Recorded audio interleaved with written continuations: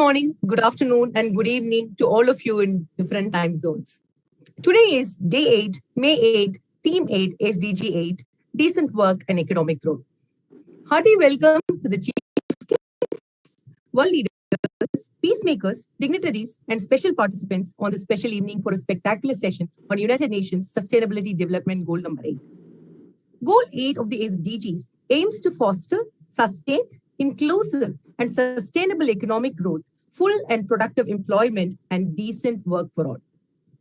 I now invite Dr. Rajarao Pagirapalli, Chairman of Vishwa Humanity United International Royal Council, founder of Telangana Kala Parishad, global leader, peacemaker, and a humanitarian, to shed light on World Peace Summit 2022. Over to you, sir.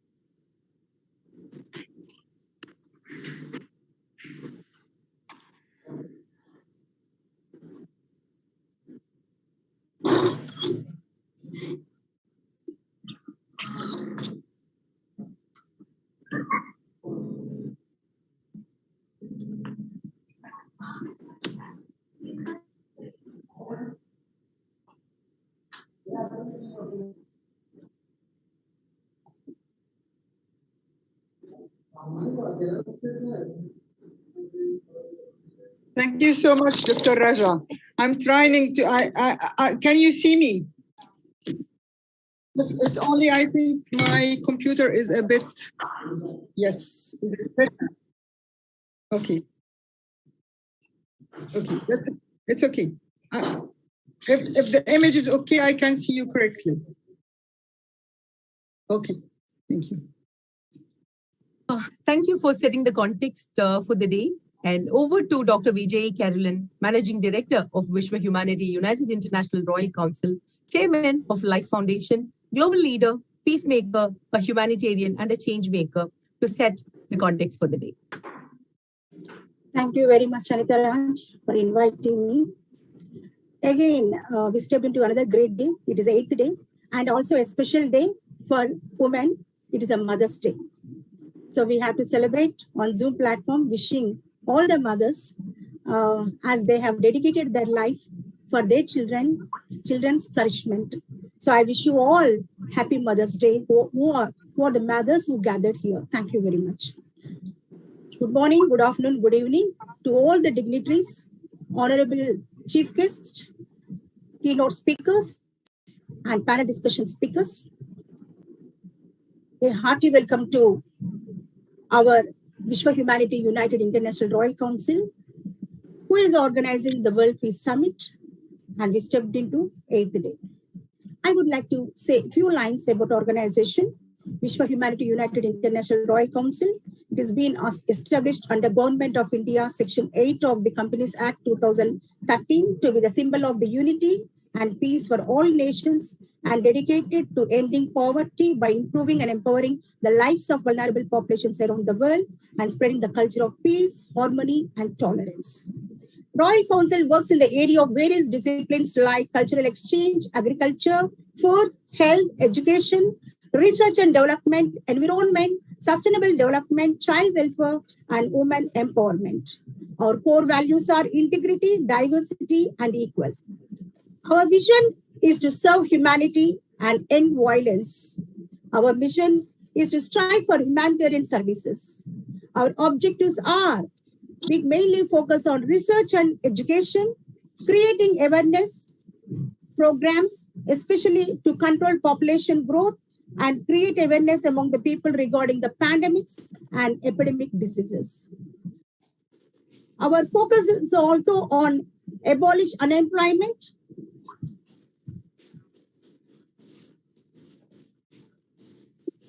we conduct various sustainable development programs, especially we want to empower the youth and to have great employment by developing employability skills. We focus on women and children, and we take up certain programs, awareness programs, and also we help women and children to lead a sustainable life. We concentrate on health services, we conduct various medical camps, and we bring awareness regarding the health, and we try best level to supply medicines for the vulnerable. And we also focus on cultural exchange. We conduct student programs, especially regarding the culture, and the cultural exchange is very important to protect their nation as well as respect other cultures of different nations. And Vishwa Humanity United International Royal Council has two sister organizations under the umbrella of Vishwa Humanity. One is Telangana Kala Parishad. The chairman of Telangana Kala Parishad is Dr. Rajarao Pagadikalli. The Life Foundation chairman is Dr. Vijay Karli. It's me. So Telangana Kala Parishad mainly focus on weaker sections.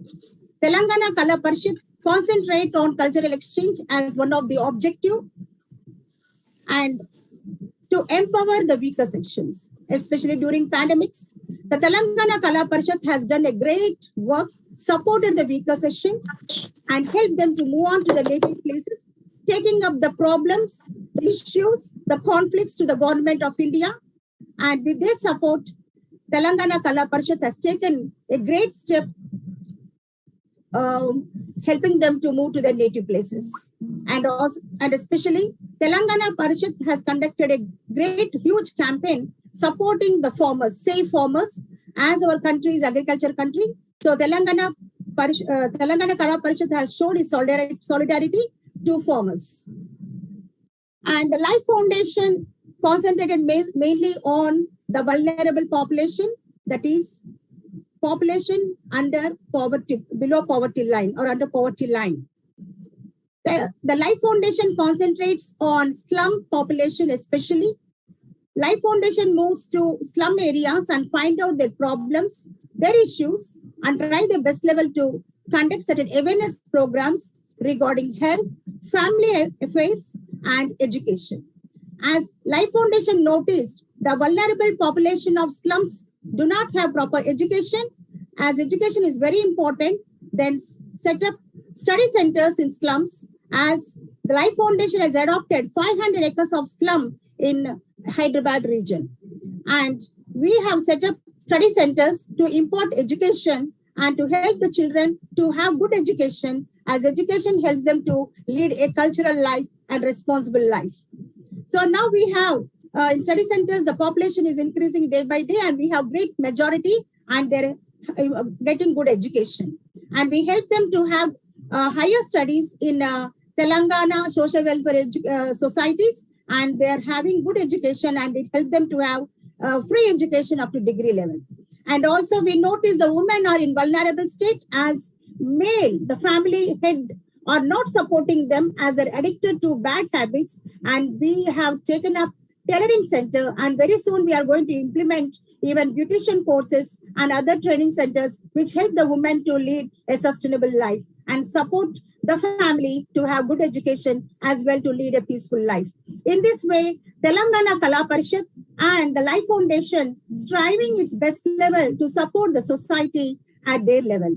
So in this way, we want to bring a great peace in the minds of the society, as peace lies within the mind and peace starts from within of one individual. If one individual is with great peace, it moves to family, and family will bring great peace, and that leads to society, society to community, community to nation, and globally we can attain a peaceful environment and help the people to lead a peaceful and flourishing life.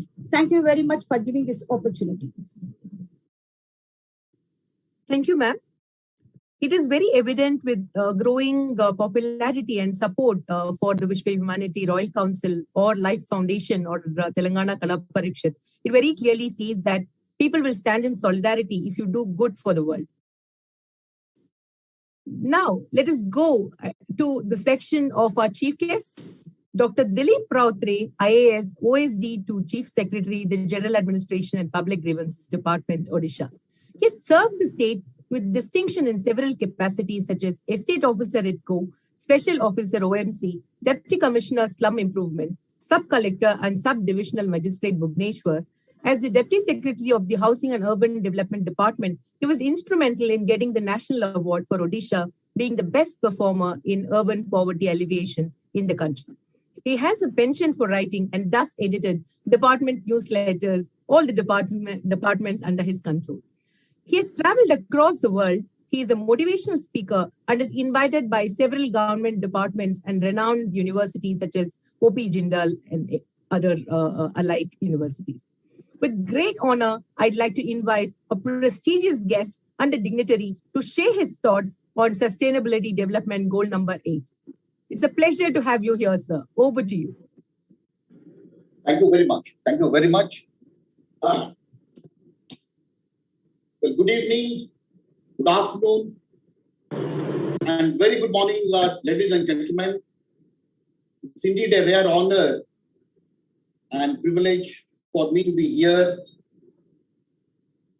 while addressing a galaxy of international audience on the occasion of World Peace Summit. First of all, let me thank the organizers, the chairman and his team from the United International Royal Council for having given me this opportunity to share my thoughts. Well, before I talk about the subject, I'm reminded of a very small story actually. And this story, all of us have read in the schools. Even my compatriots from the other part of the globe must also have read this particular story. It's a very famous story of the tortoise and the rabbit. Now, it's a very small story and all of us know what actually happened. The rabbit runs very fast, the tortoise is extremely slow. And in the race, the tortoise won the race while the rabbit lost the race. And the story ended with a moral for all of us that slow and steady wins the race. But I didn't tell this story. This story is not the end of it. The story is not the end of it because the rabbit realized that it lost the race because it had become very overconfident. So the other day, the rabbit invited the tortoise for another round of race. And in the second race, the rabbit won by miles. The tortoise was left far, far behind. Now, ladies and gentlemen, what is the moral of the story now? The moral of the story is that it is not slow and steady that will always win us the race. We have to be fast and we have to be firm in order that we can win the race. But the story doesn't end there. The tortoise realized that it also had some merits. The tortoise realized that every creature on the earth has some innate potentials. Everybody is endowed with some advantages and disadvantages. So the tortoise made a SWOT analysis of itself. Having made the SWOT analysis, having made the analysis of its strength, weakness, opportunities, and threats, the tortoise realized that it needs to convert the challenges into opportunities. The tortoise decided that he has to convert the stopping stones into stepping stones. He has to convert the caterpillars of frustration into pillars of success. And so it invited the rabbit for another round of race. Interestingly, in the third race, the rabbit, as usual, ran very fast, but it got stuck on the banks of a rivulet because the rabbit could not swim across, so it had to stay put there. The tortoise slowly and steadily came to the rivulet, swam across, and reached the destination, and it won the race. Now, you would be wondering, ladies and gentlemen, why did I tell this story at all? Now, this story reminds us that we not only need to accentuate our assets, we not only need to underplay our loopholes, but we need to leverage each other's strength and forge partnerships so that we can beget lasting success. And that is exactly what the rabbit and the tortoise did. They entered into a partnership, so much so that in the land surface, the tortoise sat on the rabbit's back, while in the water bodies, the rabbit sat on the tortoise's back and it could swim across to the other side. And thereafter, they lived happily. So today, as we observe this world peace, as we talk about world peace, there is a felt need that nations all over the globe need to forge partnerships. But it is very unfortunate that history has many things to teach us. The COVID-19 for that matter. The COVID-19 taught us the stark reality of life. Despite that, we find Russia and Ukraine locked up in a war of unimaginable proportions. And this war has really bedeviled peace.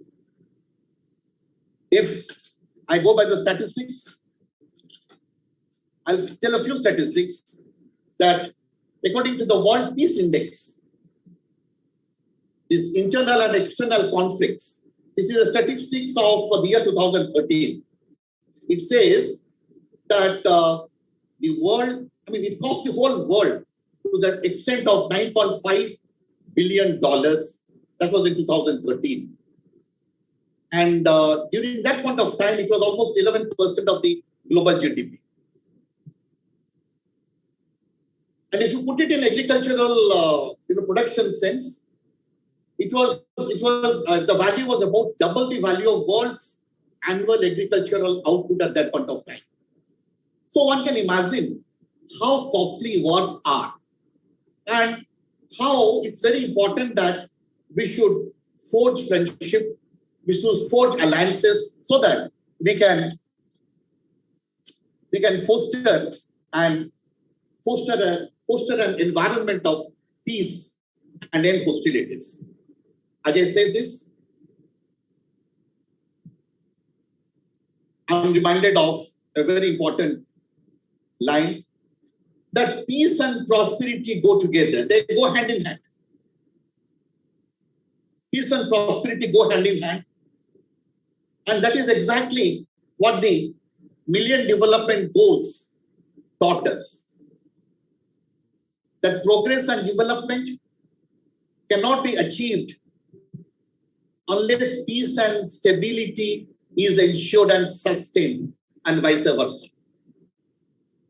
The United Nations Secretary General, in a report, also echoed similar sentiments. In the report titled "A Life of Dignity for All," the United Nations Secretary General wrote that peace is an enabler of development. I repeat, peace is an enabler of development inasmuch as it is a key outcome of our global development efforts. So, ladies and gentlemen, as I say this, I strongly feel that there is no substitute for peace in this whole world. It is peace which begets prosperity. It is peace which can contribute to everlasting happiness. The Benthamian principle of the greatest good of the greatest numbers can only be achieved when there is everlasting peace. And everlasting peace calls for harmony among nations and peoples. The spirit of dialogue, the spirit of cooperation and shared responsibility with mutual trust and mutual respect is what the United Nations Alliance of Civilizations provides as an interesting example in the context. The Sustainable Development Goals are a collection of 17 interlinked global goals designed to be a blueprint to achieve a climate of better and more sustainable future for all of us. It was set up in 2015 by the United Nations General Assembly, which passed a resolution for achieving the Sustainable Development Goals by 2030. I will just read out the 17 Sustainable Development Goals, although my focus today would be the Sustainable Development Goal 8. The first Sustainable Development Goal says no poverty. Second, zero hunger. Third, good health and well-being. Fourth, quality education. Fifth, gender equality. Sixth, clean water and sanitation. Seventh, affordable and clean energy. Eighth, decent work and economic growth. Ninth, industry, innovation and infrastructure. 10th, reduced inequality. 11, sustainable cities and communities. 12, responsible consumption and production. 13 is climate action. 14 is life below water. 15 is life on land. 16 is peace, justice, and strong institutions. And the last, but not the least, is partnership for the goals. Today, my focus is on Sustainable Development Goal 8. I'll not say much. It talks about decent work and economic growth. Sustainable Development Goal 8 is basically intended to promote sustained, inclusive, and sustainable economic growth, full and productive employment, and decent work for all. It sums up everything, that the economic growth has to be sustainable. The growth should be such that it not only caters to the needs of the present, but also caters to the needs of the future generations. It has to be sustainable, because unless there is economic growth, there cannot be sufficient resources to target the socio-economic problems which bedevil humanity. So these goals basically aims at ensuring that every economy of the country provides the necessary wherewithal for its citizens so as to have a good life, irrespective of their background, their religion, their race or culture. Now, let me place few statistics. The statistics is of the year 2018. The statistics would be a grim reminder as to how and why we need to forge a strong alliance so that we can really tide over the crisis which calls for humanitarian action. I'm reminded of 3D, that desire changes nothing. Desire changes nothing. Decision changes everything. Sorry, desire changes nothing.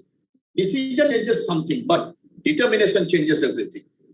So we need to go for a determined effort, and I'm happy that the leaders, our global leaders, are concerned for humanity, they're concerned for the welfare. Of course, there are aberrations, but these aberrations are always there everywhere. We need to put our best foot forward so that we can provide, or we can make this planet a better place to live and let others live. Now, let me talk about few statistics, which is a grim reminder of what is happening today. Well, I'll just give you a statistics of 2018. Now, in 2018, it is estimated that about 172 million people worldwide were without any work. In the same year, it was estimated that some 700 million workers lived in extreme or moderate poverty with a daily income of less than $3.20. You can imagine how less it was. Women's participation in the workforce was hardly 48% as compared to 75% for men. Over 2 billion workers were in the informal setting. They were having informal employment, which accounted for about 61% of the world's workforce. That was again in 2018. But these figures are of 2018 when the pandemic had not struck us. Today, all of us have experienced how catastrophic, how dangerous the pandemic COVID-19 was. And these figures which I quoted of 2018 have become grimmer, definitely, during, I don't have the latest figures of 2021 or 22, but the figures have definitely become more grim during the last couple of years, with people losing life and livelihood. Now, as I say this, I don't want to sound very pessimistic. I am a robust optimist, and I always believe that for every problem there is a solution if we think imaginatively. So imaginative thinking is important because no lock has been manufactured without a key. Every problem has a key, and it is we human beings, we can leverage our knowledge, we can leverage the technology, we can leverage all available wherewithal with us so that we can provide smiles to the people. I will not say that the woods are lovely, dark and deep, but I have miles to go before I sleep and miles to go before I sleep. I don't say that. I'm an optimistic person, and I fully believe that we can definitely make this world a better place to live. And let me conclude, as I say this, let me conclude that we need to have a dream, and I'm very happy that the Royal Council has a dream of making the world a beautiful place to live, a place where peace, a place where humanity, a place where friendship, a place where all these human factors are available, and that is camaraderie amongst all of us. Let me conclude saying that if we dream, we can dare. If we dare, we can do. So let dream, dare, and do with the mantra of all our lives. And let's join hands to make this world a better place to live in. Thank you all. Thank you very much, sir. Sure. Go ahead.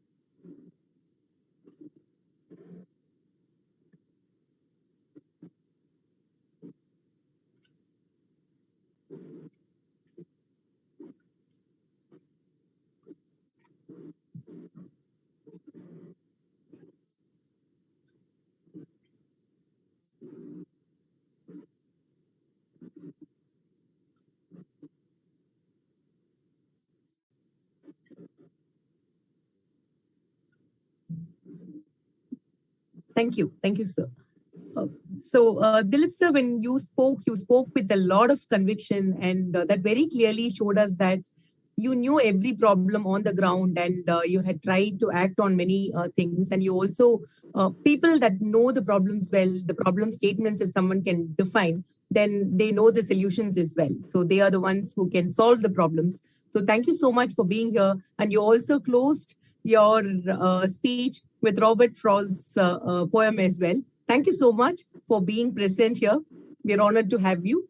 And with that, let's move on to the next special guest, Dr. Safa Alhameda from France, PhD in International and Diplomatic Relations, consultant in Sustainable Development Goals in the MENA region, president and founder of International Arab Council for Peace and Sustainable Development, treasurer and a founding member of Tawasul Association, founding member of the Arab Peace Group, member of the advisory board of the organization, I Learn. Welcome you, ma'am, and the podium is there for you. Thank you. Thank you so much. Thank you so much. I would like to thank everyone present today and everyone who gave a great speech until now.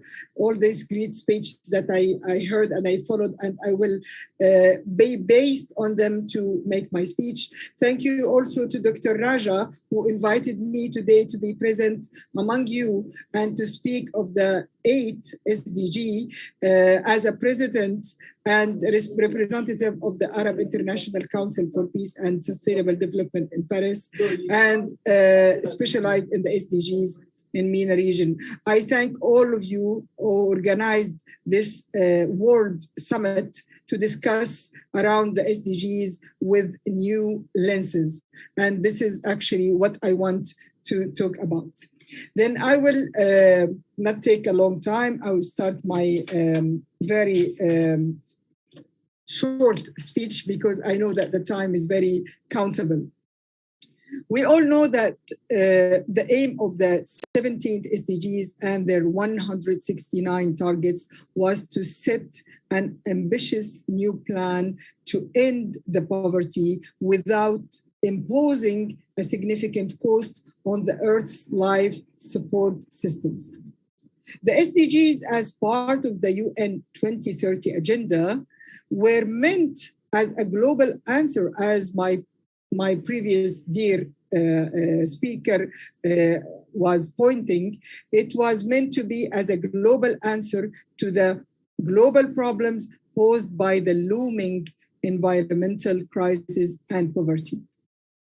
Some of the SDGs have been praised by environmental researchers for aiming to achieve harmony with nature, with corresponding indicators concentrating on the environmental impact of human societies and in line with a strong sustainability. For example, SDG 6 that we discussed 2 days ago, water and sanitization, SDG 14, life below water, SDG 15, life on land, SDG 5, gender equality, SDG 2, zero hunger, SDG 3, health and well-being, SDG 4, education and quality of education, and finally SDG 1, the no for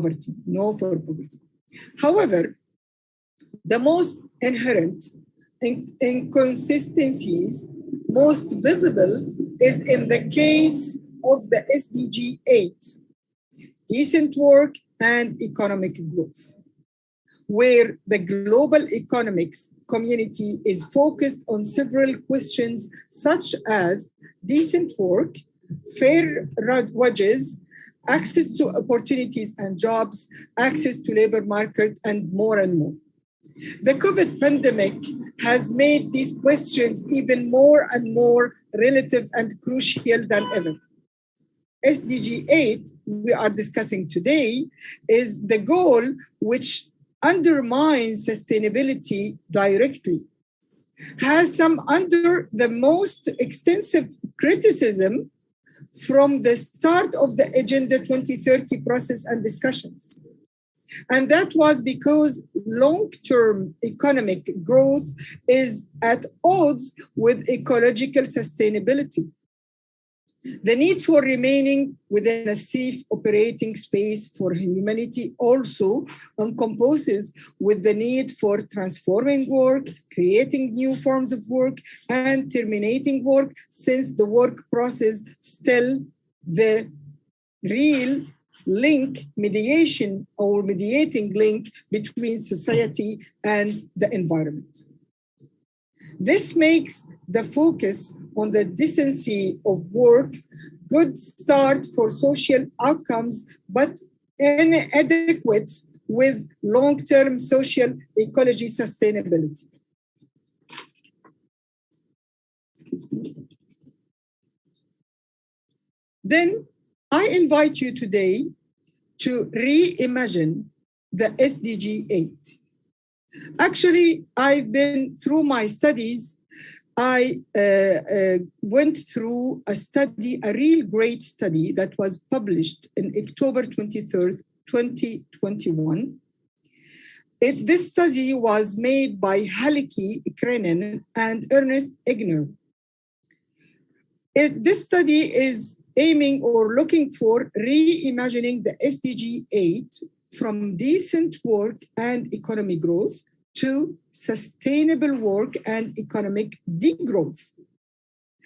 Therefore, a critical first step to making the SDG more internally coherent and meeting with goals of the Agenda 2030. I also invite you to learn more and know more about my specialty, which is about the economic and the solidar and social economy, and as equally the social enterprise form, which is a form of entrepreneurial that is hybrid, joining both goals, the profit goal and the social development goal. Where in this kind of forms of social enterprises, we can guarantee the sustainability by the auto-funding of the enterprise itself, it ought to fund itself by making profits, without forgetting the first goal of the creation, which is one of the SDGs, one of the 17 SDGs. In order to enhance and to enable this kind of enterprises and this kind of entrepreneurship, government has to put the hand together with the civil society and with the private sector. Then what we call the golden triangle, the public sector, private sector, all along with the third party, the civil society, hand in hand to create and achieve a real sustainable development. So in order to give and to permit to this kind of enterprises to exist, to grow, and to do their mission of a real social development, that we need to give them or to create for them a legal frame that allows this kind of enterprise to exist, to grow, and to continue to grow in order to achieve and to realize the sustainable development goals that they permitted to and accepted to since the beginning.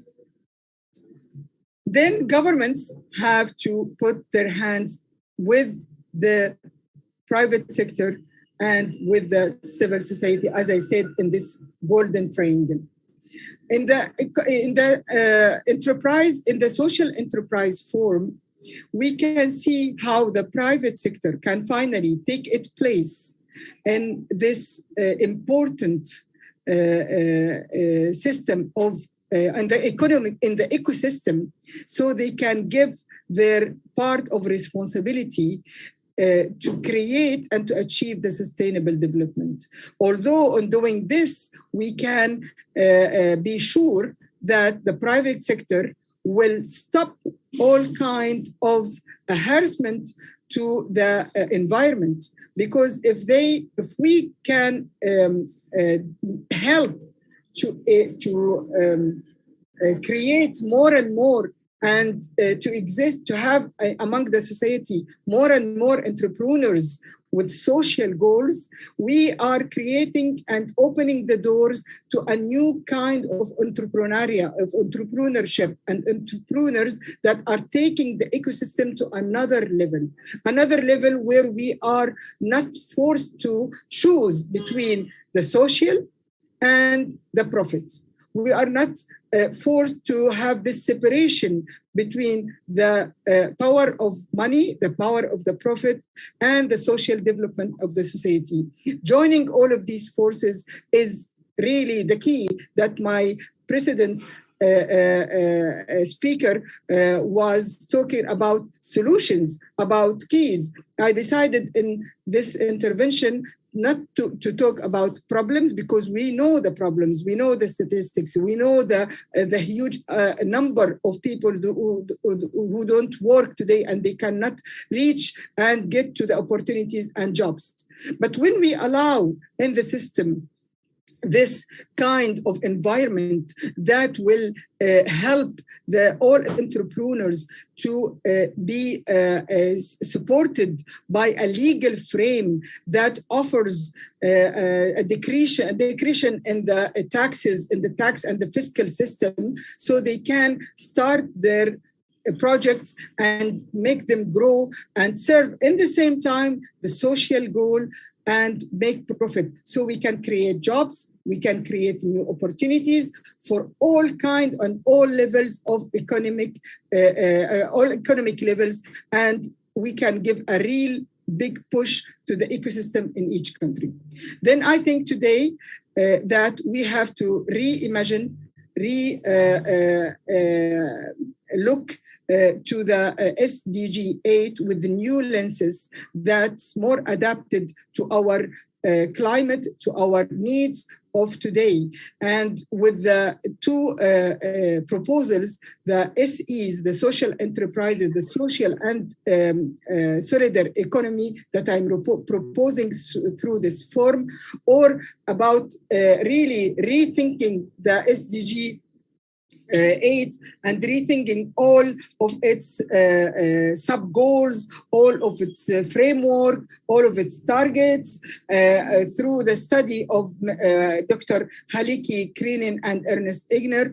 If we can be based on these two relevant points, we can really be in a optimistic as my precedent speaker also, who was very optimistic, and he starts every day with a new dream for the globe, for the universe to be in a better place.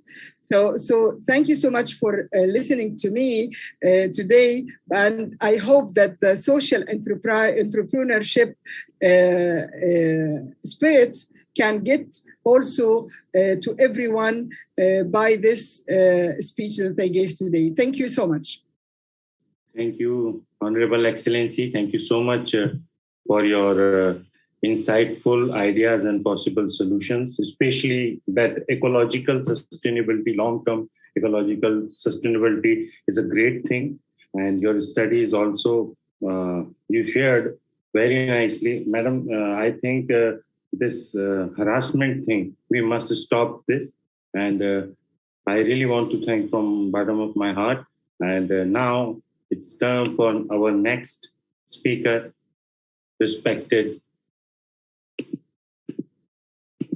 Shweta Madam. Ms. Shweta is an educationalist, academic advisor, and consultant. So please welcome Ms. Shweta. The floor is yours.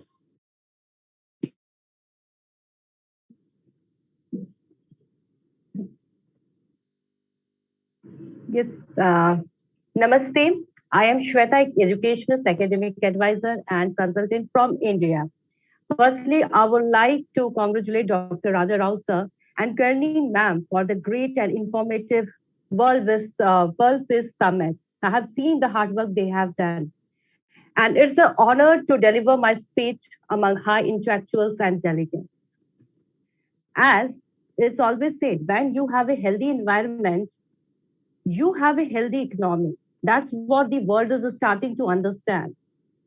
SDG 8, the promote inclusive and sustainable economic growth, employment, and decent work for all. And the purpose of this summit is to achieve international cooperation in solving international problems of an economic, social, cultural, or humanitarian character, in promoting and encouraging respect for human rights and for fundamental freedoms for all without distinctions as to race, language, or religion, and to be a center for harmonizing the action of nation in attending all the common ends. I will be now talking about the main focus area of SDG, as it focuses mainly on the equal, respect and decent work for all. The global goals are interconnected. Action taken towards the one goal can support or hinder the achievement of others.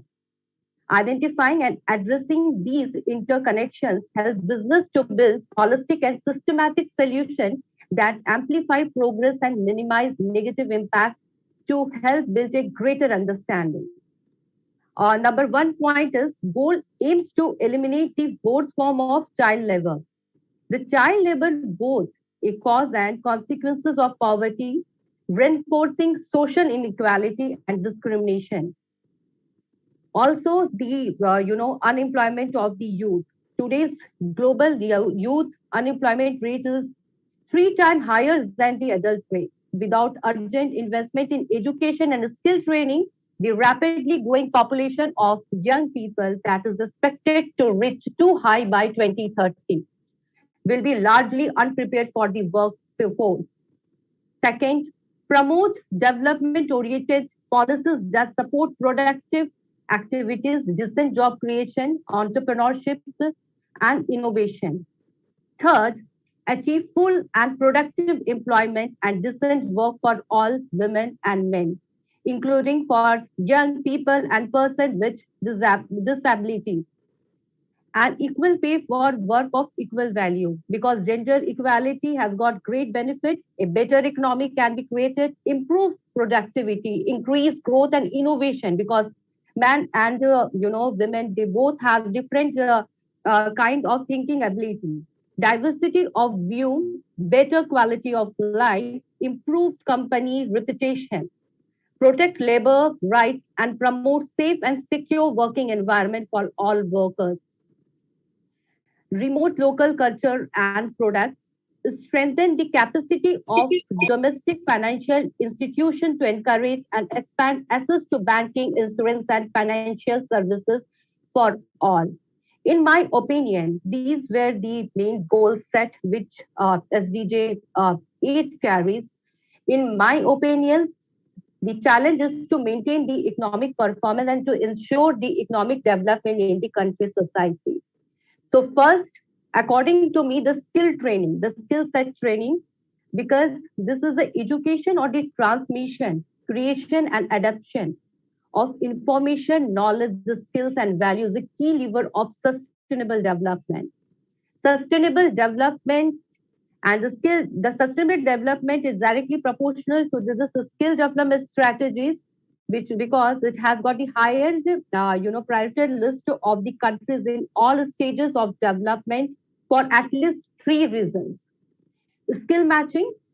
The skill matching is really important to understand what is the hidden talent of the individual, and according to polish those talents for the better, to better forecast and match the provision of the skill, both in terms of relevance and quality with the labor market needs. That will help in bridging the gap between the market area and the requirement of the individual. Because demand of basic needs sometimes leads to earn money. That is, so we SDG 8, SDG has been made to think beyond the basic requirement. And the basic requirement in form of money, if one is finding crisis in that, they won't be come out of that, and they won't be thinking more like less than about their basic needs, like to have food or shelter. If they have got some kind of a skill set, because to have a complete education may take many years, but if they have got some kind of a skill set after standard 8, if they are fulfilling the basic criteria, they can get skilled, and they can have a decent they can have get decent responsibilities in the companies, and they can earn decently. Skill upgrading, skill for society to build up capabilities and knowledge system within the economy and society, which endures and maintain a sustainable process of economic and social development. Skill development has in recent years focused primarily on three areas: linking training to current labor market need, as well as building, the job for the future, building quality apprenticeship system, and incorporating core skill into training for young people, and expanding access to employment related training in rural communities to improve livelihood and reduce poverty. Now, working in this division, why I'm talking about the skill development first, because working in this division, I found that this is a great initiative, and where the talented underprivileged category, I have seen how they are getting, how they have been placed, and how they have started their own venture. But what I just want to add in this, like if we can have a flow chain in a way, as now the target has been set according to the location, and directly target is given to the company. But if the company would have the requirement of the manpower, as CSR works, because CSR is company's profit fund, and they are giving that the 8% fund they are providing in form of for the development of the society. But for if we apply same for the skill development thing also, the companies who are having the requirement of the manpower, and and they can have the fund can be given to them, and they can set target, they can send this target to institutions seeing their performance, and the target allocation should be location, uh, in location how many slums are there. We have to focus on minimizing the slum areas, and I have seen that how government bodies are working and all together. So in this, like in India, we see the skill development, the Ministry of the Skill Development and Ministry of Small Micro Medium Enterprises, they work together.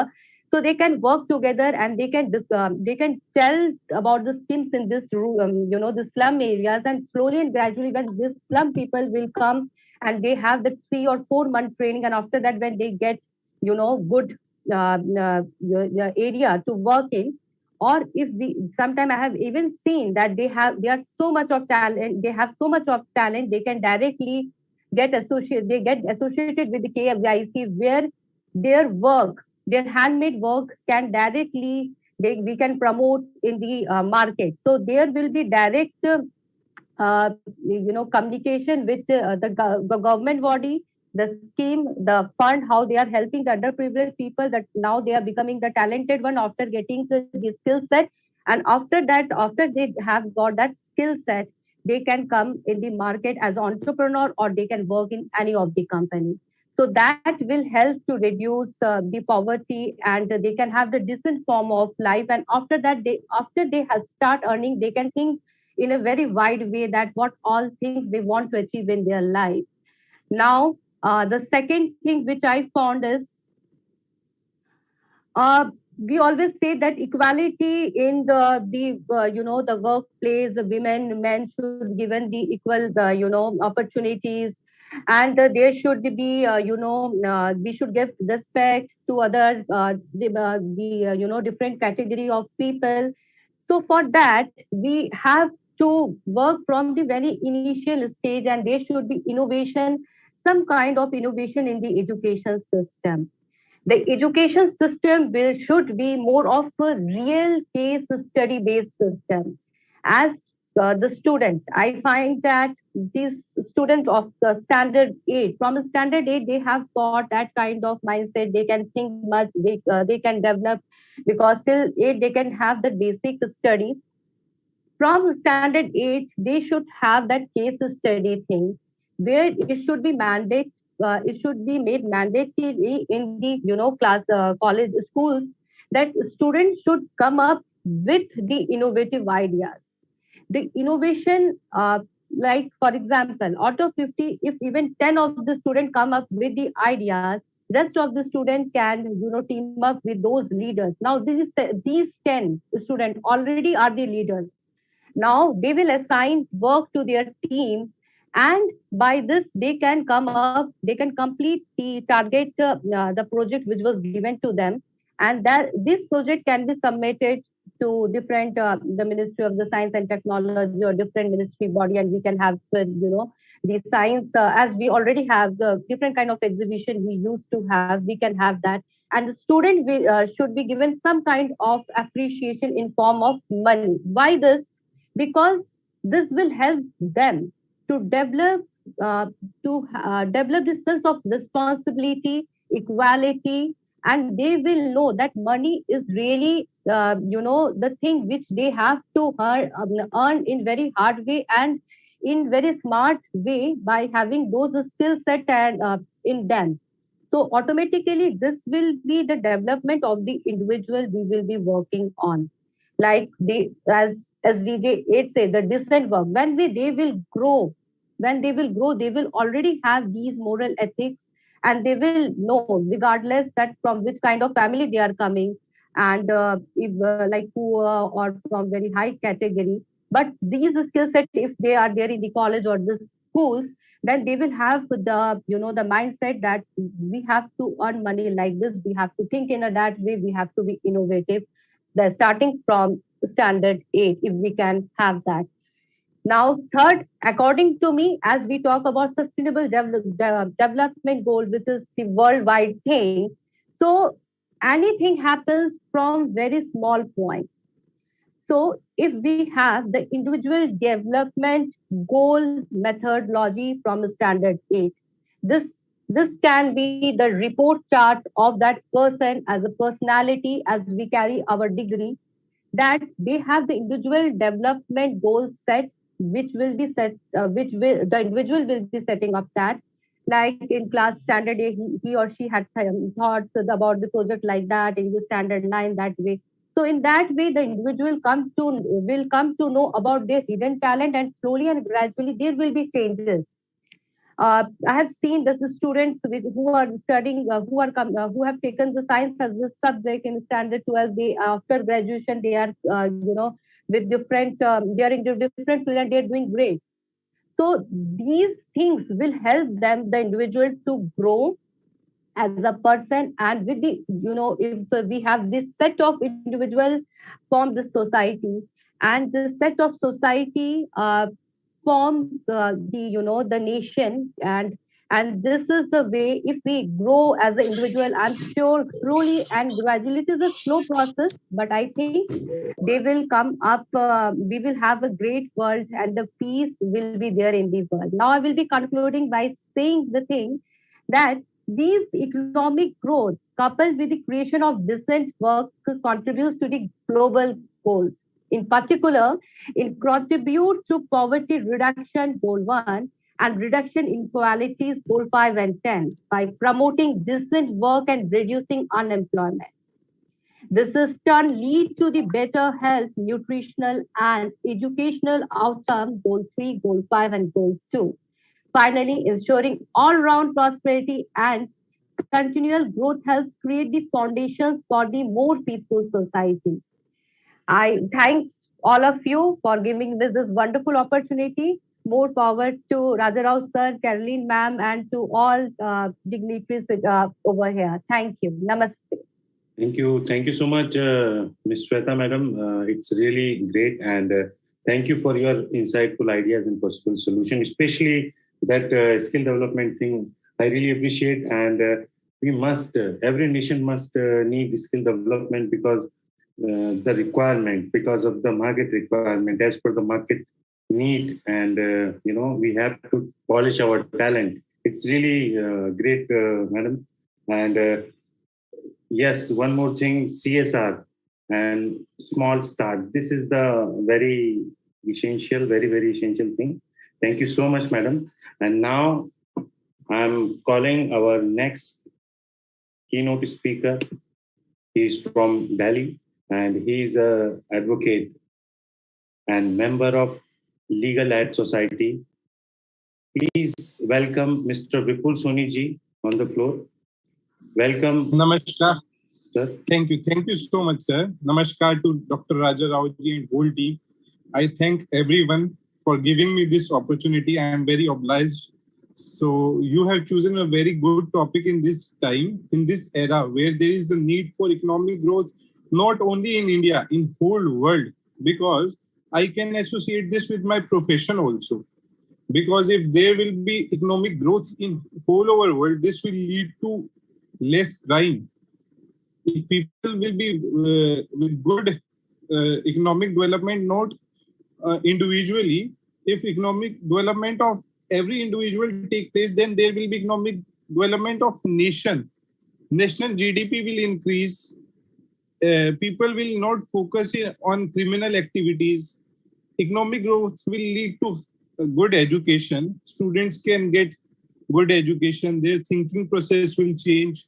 They can get a good living standards.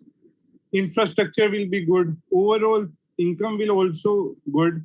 So today I will tell about this each point in a very brief. So I ask you all to give me permission to speak on this. Please proceed, sir. Yeah.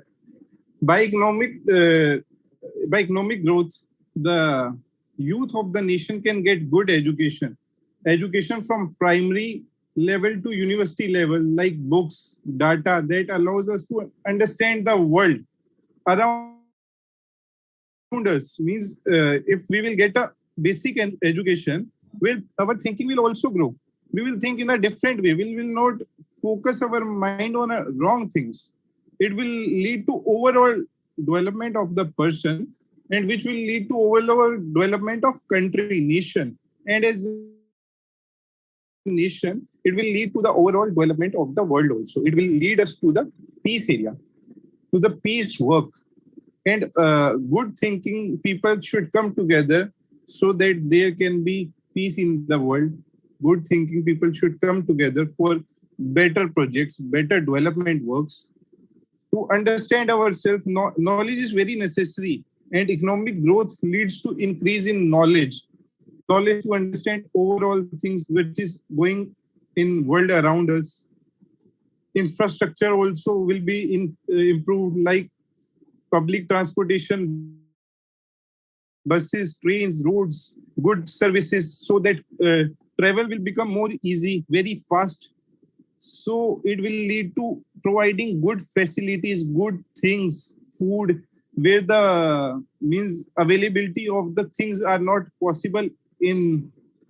So we can provide that resources to the backward area also, where the things were earlier not available, which can be available through the better infrastructure by good roads, good transportation system. Financial services will also increase, will improve by this. Employment will be generated.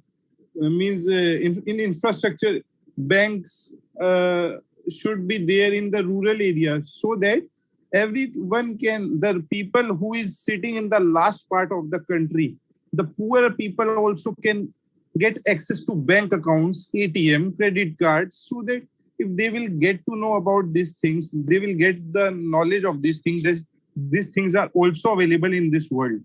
People in the rural area don't know about these things also. What is this card? Can you tell us about this? So they feel very excited. They are eagerly wanted to know about all these things.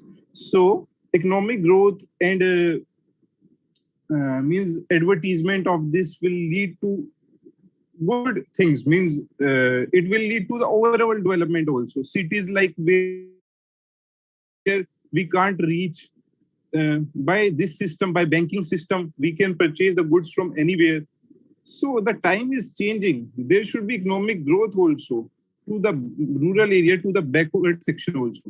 Network should be there, good network system, so that each one can communicate to each other through. Earlier there were postal systems. People were communicating through postals. Now the system has changed, but we are living in the metropolitan cities. We know that this system is there. The scenario is that not only in India, in whole world, in rural area, in backward area, people don't have the access to the telephones also, internet facilities also. So the situation is very bad. They are only focusing on their basic necessities. The time has come. It's 2022. They should focus on the bigger needs also, not only food, shelter, and all these things. So economic development should be there. Everyone should be economically developed, so that economic growth will be there. The people should not be dependent on other. So online shopping things are also increasing, like Amazon, Flipkart, or other things also, other platforms also. So people earlier used to forecast the weather through the now, what is the weather, what will be the weather. We can get the weather forecast by phones also, by using Google also, everything. Means the situation has changed, and this, we should not only be the person who can get these facilities. Everyone should get the facilities like this, so that total economic growth will be there. Like tools, technologies, people are, in the rural area, they are using blackboards. They don't have the access to the e-pencils, tablets, laptops, like this. They are using bicycles to travel. They should get the car, bicycles, so that they can reach to that level from where 15 kilometers, 20 kilometers, where good universities there, students can go there, people can go easily to get the job, services, computer, laptops, watches. This should be provided. Means the government should, in our constitution, there is one line, secular, social. India is a socialist country. Then they should come, the government should come in the front to help these people so that they can also come in the front line. So social services, by social services, they should provide these services to the weaker section also. This will lead not only to the betterment of the society, it will lead to the betterment of the world. Protection from the crime will be also there. Legal system will also increase. Means legal system ka jo paristhiti hai, legal system ka jo there is a need to change the legal system also. So this child should not focus on the wrong things like theft, stealing money, snatching chains. This is wrong. So if they will get access to other things, they will not focus on the wrong things. So economic development will be there of the child, of the parents, so that they can get good things. Basic necessities should be given to every individual. Sick leave should be given, means hospital should be there. He should not be only fear of his employment. Unemployment benefit should be given. If the student is unemployed after getting degrees, the unemployment benefit should be given. Like in some developed countries, they are giving, in Oman, I have researched about Oman. In Oman, they are giving employment benefits, and the government is also providing the facility that within 6 months, the government finds the job for the person, and he has to choose that job within 6 months. Otherwise, the employment benefit will not be given to him. So socialism in a proper way, not in the wrong way that the person is sitting in the home, totally dependent on the government, become lazy that, oh, I will not work. The government will provide me the donations, the benefits. So it is like regular donation will be should be given to the given by the upper class to the lower class. CSR, just like I've listened to the speech of the ma'am previously, the big companies should give the CSR for the effective work in the society, for the overall development of the country. Donation by the higher level means the upper class should be given. The government should also use the funds in a proper way. It should be utilized by that section of the society who really needs it, not by the upper class, richer class. The thing is that, like, the situation is this, the subsidy is also taken by the upper class who don't really even need it. So the person who needs it don't have the card to get access of the schemes of the government. Life benefits means travel, holidays, board games, hotel, playgrounds. Children should be given other opportunities also. The students who are interested in sports, games, other facilities, everyone should be given access. Means not only in the entrepreneur field, whatever field they want to choose, they should get access so that everyone can do their own work. If all the person will be in the same field, then it will be also difficult. Who will take care of other works? So every person should be in different fields, and they should be best in that, so that we can serve the society, we can serve the nation, we can go towards the peace and the overall development. If the overall development will be there, then yes, there will be no need of fight, like fights are going on between the countries for the land area. Ukraine, Russia fights for the economical development. The countries are selling defense for their economic benefits. It will lead to the fight between different countries. We just have to focus on the overall growth of the countries so that we can come together for a good growth in the future. I thank everyone for this. Thank you so much, Mr. Vipul. You touched upon very, very crucial aspects such as transportation, technology, digitalization, and communication. You were also talking about the digital payments mechanism that is not available to rural areas. Even today, only 30% of India is having access to the digital financial instruments. So 70% still handling cash transactions. Yeah, like in the COVID time, the students were not able to get the access to the class.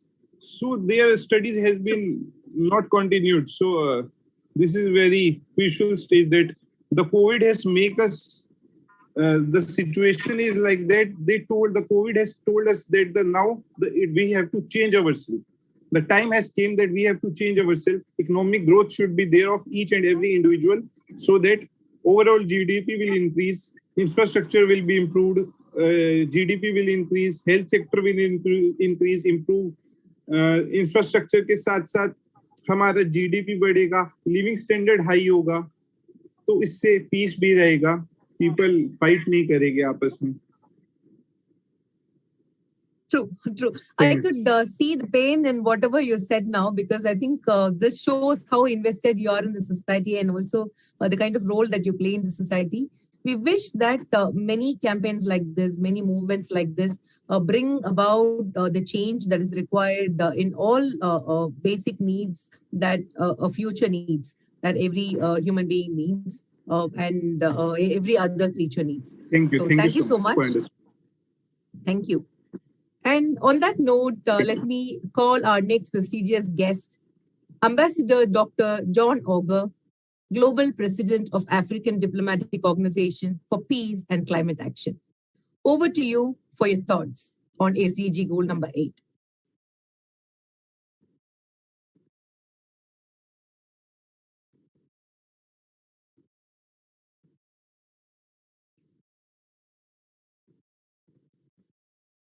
Dr. John? I think hello. Dr. Yeah.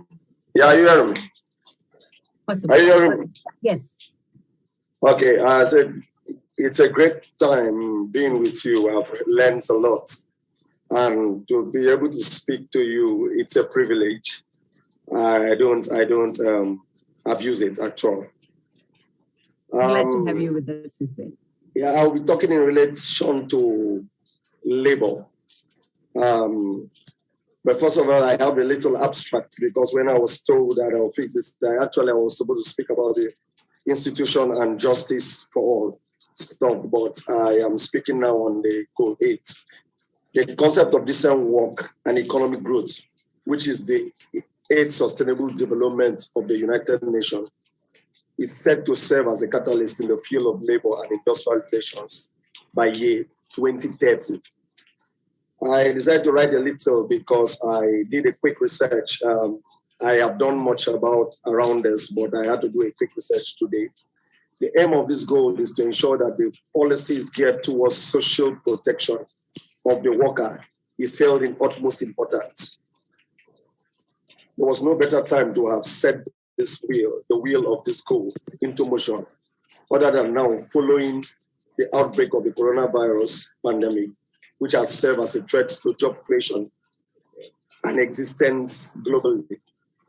The concept of decent work to other global climes could mean a simple amendment in their existing labor legislation, but for countries in Africa, Nigeria, I'm using Nigeria as a case study. Nigeria as a case study. It is different. It's a different narrative. This work focuses on the viability of concept of decent work under the existence Nigerian labor legislation, while also examining the state of the economy. On the other hand, in order to catch a better glimpse of the twin concept of the 8th Sustainable Development Goal of the United Nations, the work suggests the fact that the United Nations should have adopted decent work economic development rather than economic growth, because economic development has a much more reaching impact positively on the people rather than economic growth, which is more concerned on the national income. Keywords, decent work, economic growth, minimum wage. Now I will ask the question: how can we get this? So what are the goals here? The goals is mainly to promote inclusive, sustainable economic growth, employment, and decent work for all, poverty eradication, which is the UN sustainable goal of number 1. But let me go down to talk a little on this. The keywords, I repeat, decent work, economic growth, minimum wage, casual staff. Labor has long remained an integral part of human life because of its unique abilities to harness the three factors of production, which are inclusive of land, capital, and entrepreneurship. The existence of the organized labor of production by man, the existence of the organized factor of production by man metamorphoses into employment opportunities, thereby creating an employee relationship. The subsistence of the relationship together with its happening is the focus of this work. Because the 8th Sustainable Development Goal of the United Nations, which borders on decent work, did not emerge as a relative new concept, but has its roots in the Holy Bible, where employers are implored to keep unto their employees what is just and fair in treatment. 2, the concept of decent work and economic growth, which for the purpose of this conversation will be regarded as the twin concepts. The twin concepts are potent weapons in sustaining and achieving transformational developments globally. This is because decent work and economic growth are two streams of water flowing into the same channel, which cannot be separated in its long run. There cannot be decent work without attaining a certain climate in economic development, owing to the irrefutable truth that employers are at the mercy of their and dictates of their economy and the nation, and which will be bound to bargain based on the tenets of the economy. Hence, for contracting economy like Nigeria, where inflation is galloping at the astronomical rate, labor legislation are as decayed as the world. The enforcement level is minimal. One cannot be but expect less in terms of employee welfare. And I think what can be done about it is simple.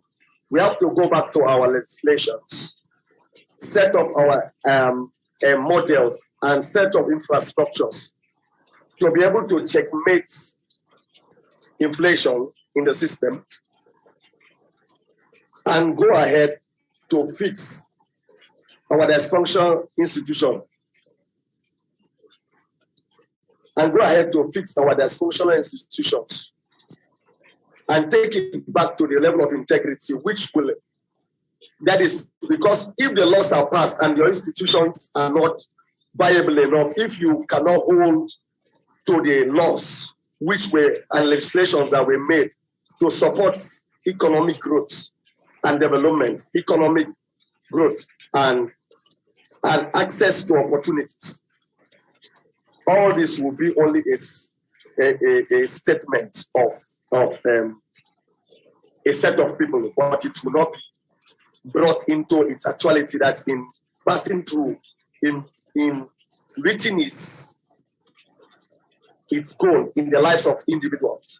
Because it's not about the economy of a nation growing, but it's about zero poverty. And by going by the research, so that about 30 million jobs with decent payments are supposed to be created here globally.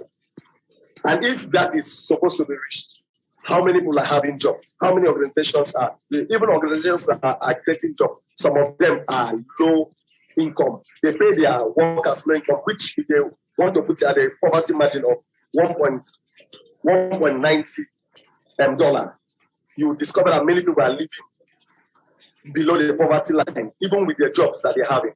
So first of all, we must have institutions and must set a level playing ground in order to achieve peace and stop. Because, if the people are underemployed, they will look for crime to do, which will cause chaos, and peace will be taken out of the public and society.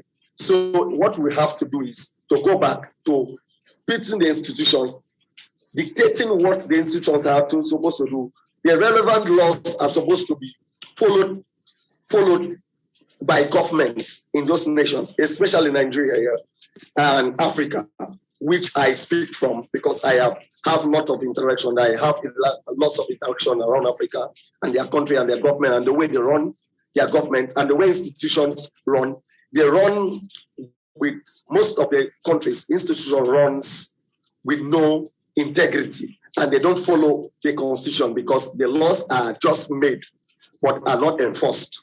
So that is why you see a worker putting too much inputs and the company is getting a lot of outputs and they are still paying him minimal salary, which cannot see to his day-to-day needs. And it cannot settle for peace because people will have to war.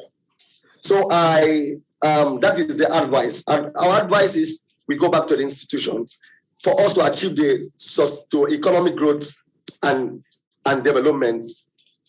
For us to achieve that, we need to go back to the drawing board and fix our institutions because when the institution works well, we are going to have sustainable economic growth and it's going to be reflected on the mass population and crime will reduce and peace will be achieved. Thank you. Thank you so much, Excellency Dr. John. It's really nice to know your views, especially when you said about fixing our institutions. That is very, very essential, especially for Nigeria and similar reason like that. Thank you so much for your views. And now it's time for our next keynote speaker. She is from Pakistan, Dr. Faizia Anjum. She is Assistant Professor at National Textile University. Please welcome Dr. Faizia Anjum. You're welcome.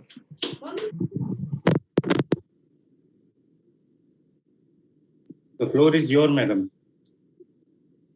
Yes, hello to everyone. There is some disturbance in the line, I think. I am talking from the platform of Dr. Faizia Anjum, not from the National Textile University. No, I'm just saying that your voice was feeble earlier. Now it's clear. You may go ahead. Okay. Here I am going to present some presentation. Can I share my screen? Sure. Just a minute. Yes, madam. You are co-host now. Okay, thank you.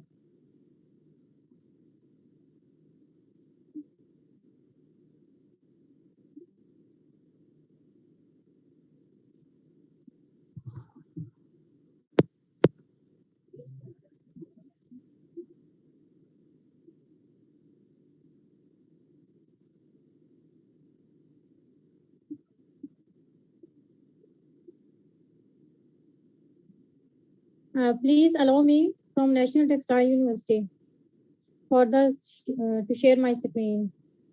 Madam, you are a co-host. You can share your screen by clicking that button, share screen. Thank you.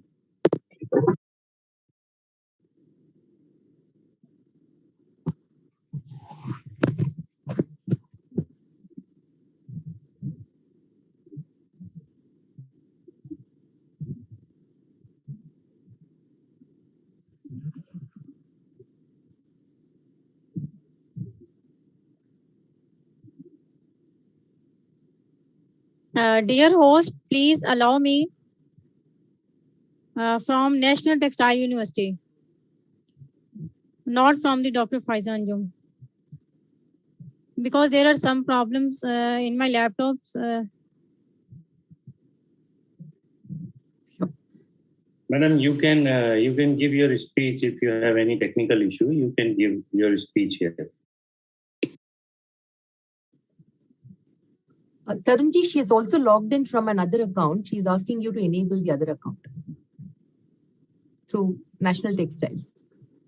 Okay. I would like to request our technical team to please make National Textile co-host. National Textile Unit. Madam, you are a co-host. You can share your screen. Okay, thank you so much.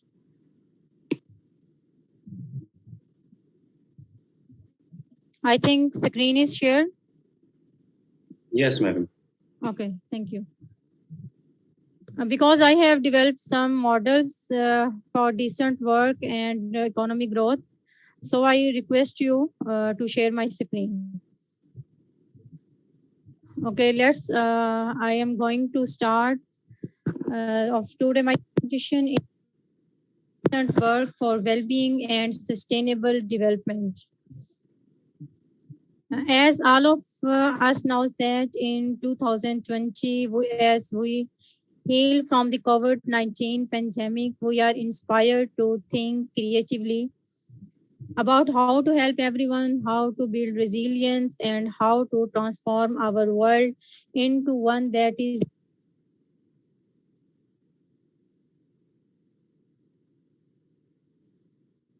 Madam, please unmute yourself. Please unmute yourself.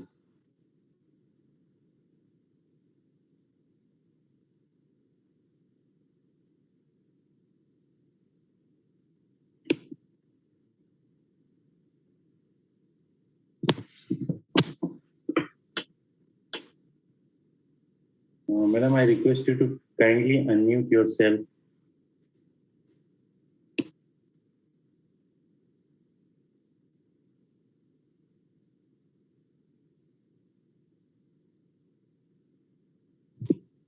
Okay.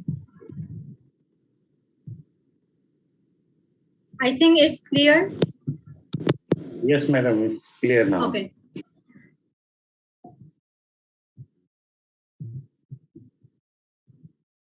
So I am going.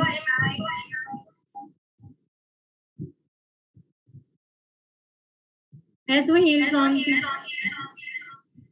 COVID-19 pandemic. Kindly log out from another device, madam. It will making humming. It is making humming, madam. Okay. I am going to leave the meeting. Okay, well. And the COVID-19 crisis disturbed economic activities around the world and caused the worst recession since the Great Depression.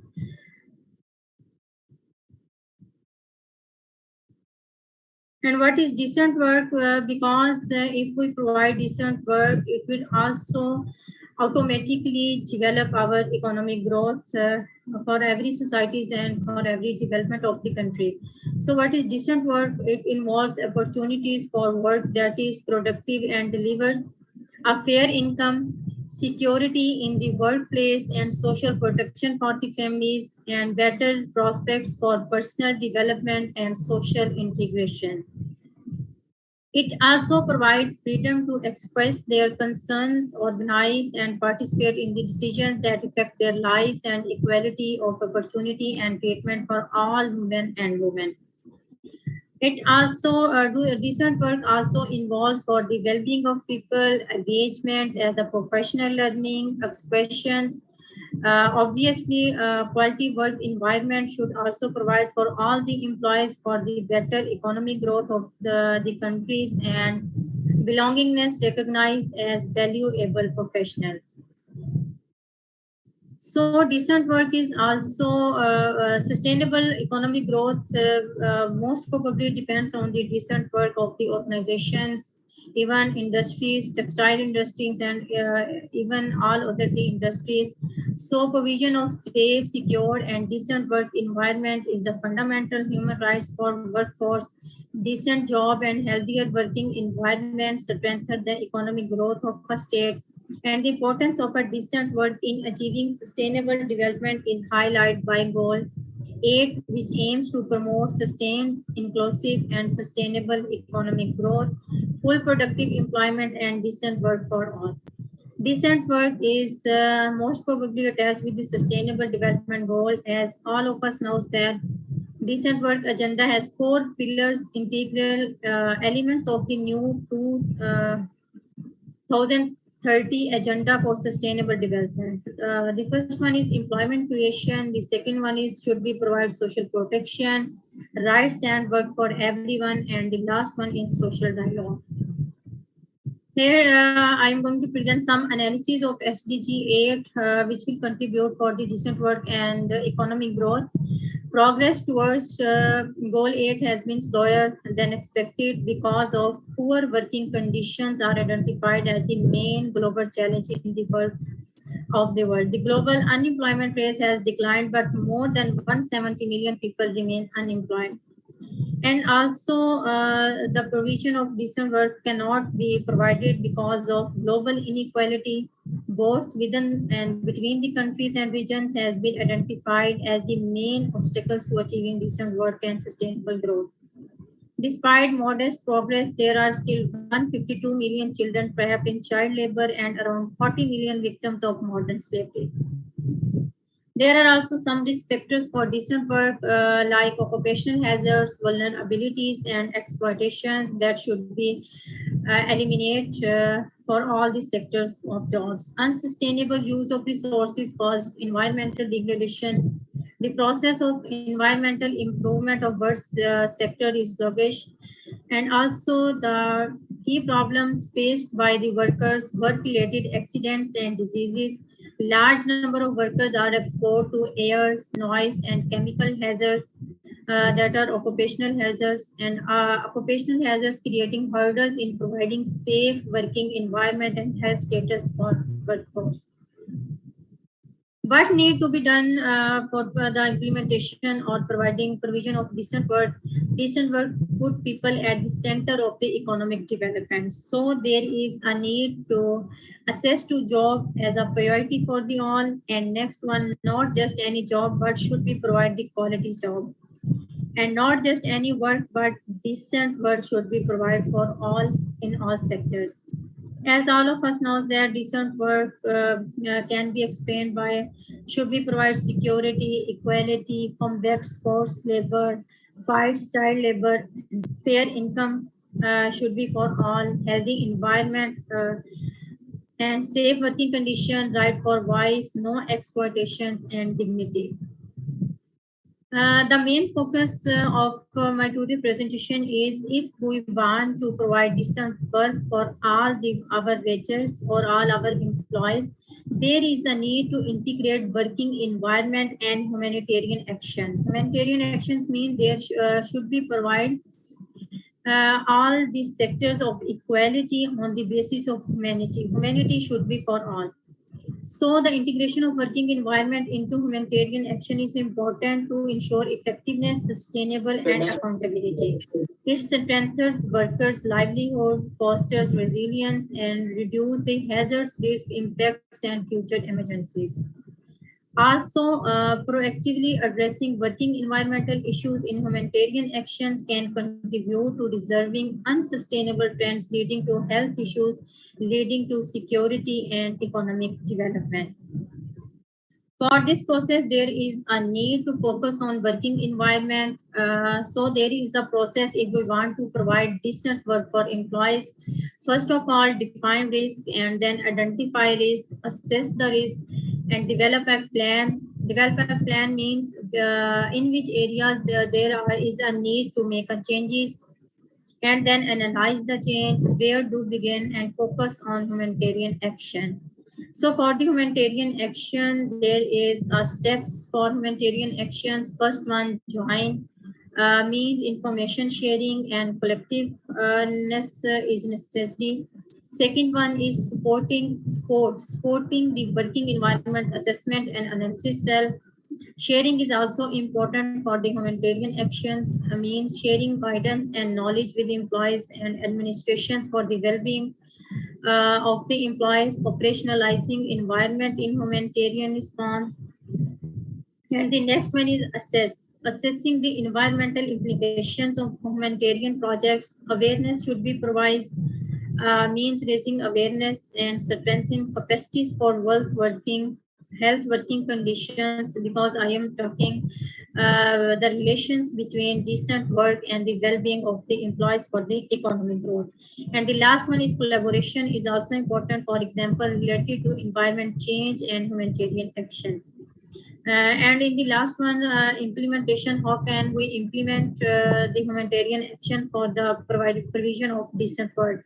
The number one is respect and promote the implementation of human rights for the provision of decent work, provide humanitarian assistance in ways that are supportive and long-term development where appropriate for the maintenance and returns of the sustainable livelihood of workers and as well as their families. So also there is a need to strengthen the capacity of affected countries and local communities to prevent and prepare and how to respond different crises with the goals of ensuring that government and local communities are better able to meet their responsibilities.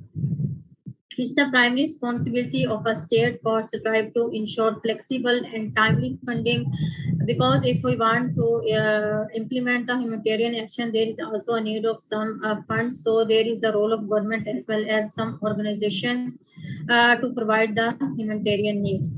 Allocate fundings in promotions to needs and on the basis of needs assessment, and to ensure adequate involvement of beneficiaries for the implementation, monitoring, and evaluation of decent work. And at the last, here is conclusion of my presentation to provide inclusive and integrative services for workforce equality, provision of health, end up gender-based workforce exploitations, and mental health and psychosocial support.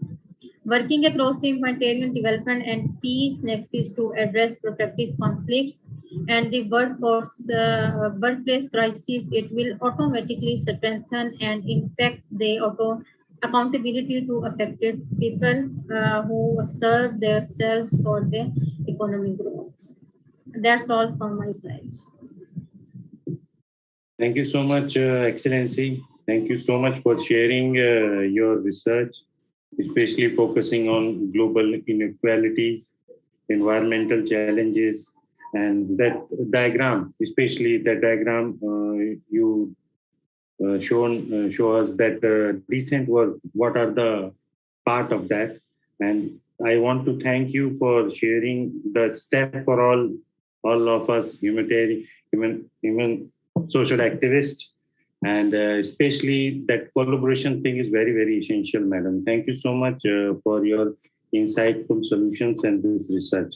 Now it's turn for our very special guest. She's from Croatia, and now I would like to invite international speaker, Professor Nada. Please welcome Professor Nada.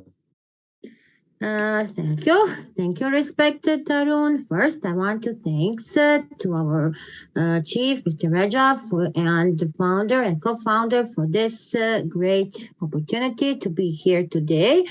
Especially today for the Mother's Day. And first, I want to wish to all the mothers around the globe, Happy Mother's Day. There is only one mother, so please love your mother, because you will not have a chance to have another. I'm coming from Croatia. I'm a professor, assistant professor on the Faculty of Economics, Business and Tourism Split, and also a high school professor. Very active on the global level. I'm in International Internship University, board member, country director for Croatia, and also a president of the research center. Thank you, dear Raja, for the understanding. Now I want to present my topic on the SDG 9. So, what to say? What about the decent work and economic growth? I said that I'm coming from Croatia, and according to my country, Croatia is one of the 3 countries with a big and high cumulative share of damage to the GDP for the weather and climate events. To develop all solutions and to sow the whole awareness, Croatia is developing the first climate change adaptation strategy. And we have submitted a voluntary national review and make a national strategy. We invest a lot in SDG, about 4 to 6 billion in in SDGs towards SDG 3, 6, 7, 9, 12, 13, 14, and 15. What about the situation? We are a part of European Union. And if we talk about the situation with COVID, it is clear that COVID make a big impact on the work, and also on the economic growth. We know that more than half of workers lost their jobs in this situation. And if we talk about the man and the woman, we know that this situation, we cannot make it better even next 20 years. And we see that the demographic situation is also not good. So that economic growth and how to make an impact and how to make a higher economic growth, because if only economic growth can give a positive force for the planet. And we know that if we categorize all the SDGs, we can categorize them in economy, society, and in environment groups. In this category of SDGs in economy, we can say which are going through. We know that it is 17, 12, 10, 8, and 9, and they are in one category called economy. SDG S promote sustained, inclusive, and sustainable economic growth. What it means, sustain. We every day are using the term sustainability, sustainable, inclusive, and digital and green. I want to say that in Europe now we have a year called which is called our sustainable future. We are making a new Bauhaus, a new European Bauhaus, which needs to be inclusive, sustainable, and green. What about the productivity? What about the freedom? And what about the all targets? We know how many targets we have at SDG Goal 8. How to promote activities, how to make jobs, and how to make our students competitive for the trade. We need entrepreneurships. We need many creative, and we need at our students to build us the 21st digital skills. And we know that it is critical thinking, creativity, innovation. If we talk about target 8.4, what we means there? Also, we are talking about the production. Where is the production? In my country, I can say that we don't have more production. And how can we talk about the economic growth? We are living from tourism, and also many European countries live from tourism. Here I see in India, many things and many improves for the growing, like a field of innovation, many new innovations. Many is investing in education, and what is the result? How can we make and ensure the works for our students? And there is a big correlation. we are depending on our government. Yes, we are individuals, and we have new technologies, and that new technologies are according again, we need to take care about the environment, and that also depends about our government. Now, in this SDG, we can talk about new economy, and that new economy is digital economy. We know that technology is growing rapidly. We know that we have artificial intelligence, blockchain, data mines, and who start first with digital economy? I can say that they are the smartphones, the mobiles. We have algorithms. And who use that? Maybe a very simple to explain. You know that we have the taxis called Uber, and they use also that technology. And now we are in a bigger revolution,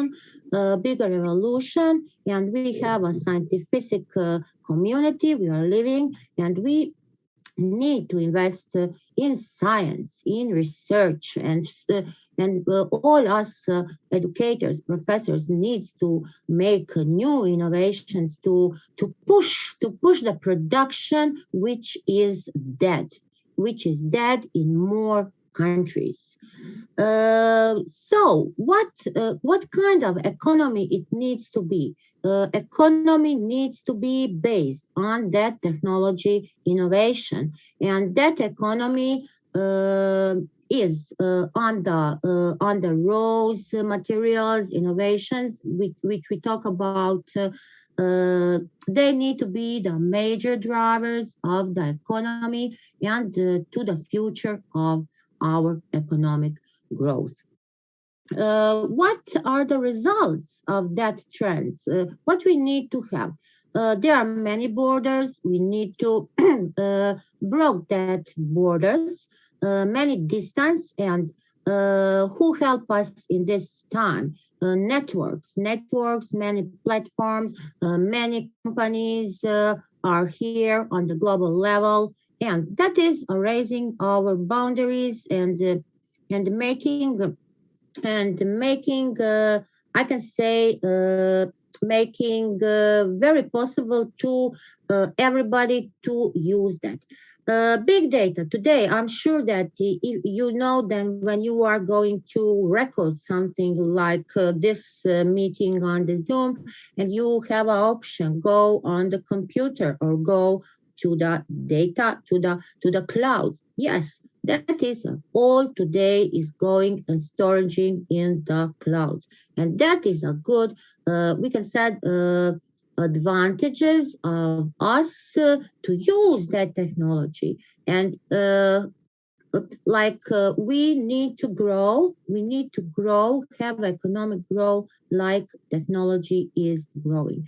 And we have the 21st century's factorials who can help us, and that are information from companies. We need to make a supervision, a control of evaluation of workers' work, and many new functions of the workers. Who are the workers? We have employees, self-employed, undeclared workers, and that is a kind of standardization today.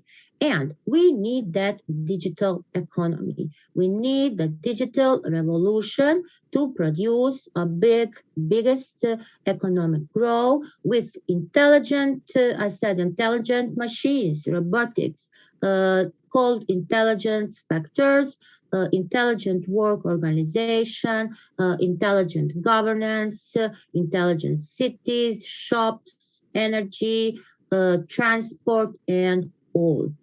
And that is the way to make new jobs, to create jobs, to make the job changes, to make the relocation of the jobs, and to make the destruction of the jobs. And many questions are there put it, and why, what, when, how, who. Who will do that in the labor market? Is economy destroying the jobs, or is it creating new jobs? You see, we have today everything what you want. You can finish the university, you can finish many courses, you have many options. So maybe maybe you can live in your place, work, and you have an opportunity to study. and you are making good for the GDP for yourself, and also you are studying online, and on that way you will have an opportunity to get a better job and to have a higher salary. So we have and need to be. We need, I can say that for all of us here, and exchanging knowledge. What it means exchanging knowledge. We need to have a better collaboration, a better communication, and we need to share our knowledge. You don't need to have why to save the knowledge for yourself. That is selfish. A person who don't share knowledge is a very selfish person. So if we want to have workplaces for our youth, for the better future, and if we want to have economic growth, we need to interact all each with other, because one person knows better, is better in technology, other is better in management, somebody is a good leader. So I think that is only way to make a bigger growth, and we also think and need to think that we have many advantages, and we know, and we need to talk about that and have on our mind that more than half of the world's workers have insecure jobs, are in the circle with low productive occupations. They have poor pay. They have limited access to education and social insurance. We know that we have a lot of countries which are not developed.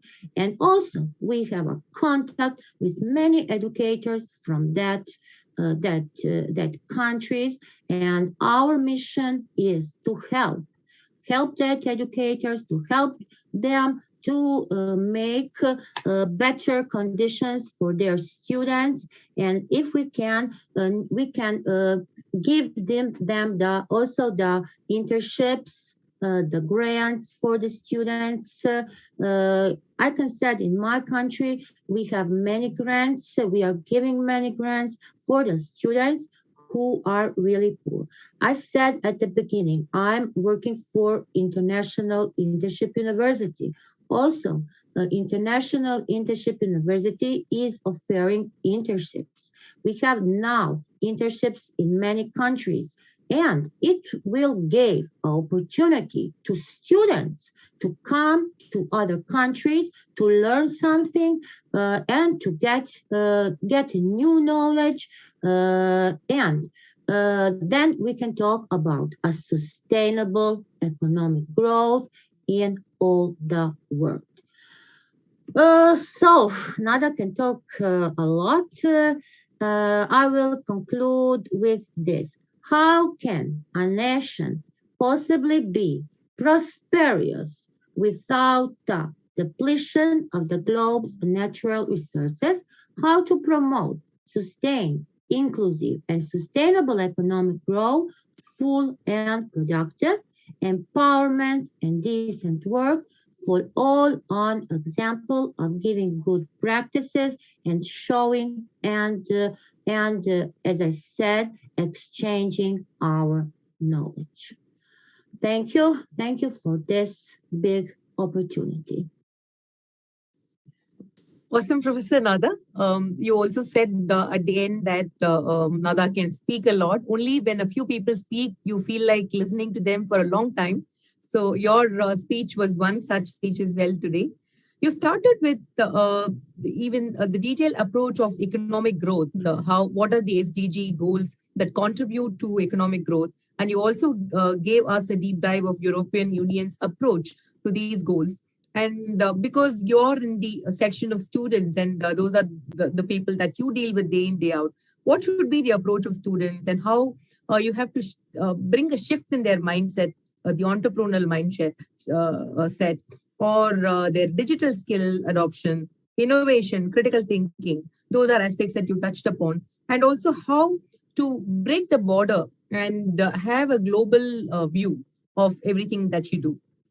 And you also spoke about several network platforms and companies across the world that can share knowledge, that can make this work irrespective of borders, how it can be worked upon. And you also gave wonderful ideas around employment opportunities.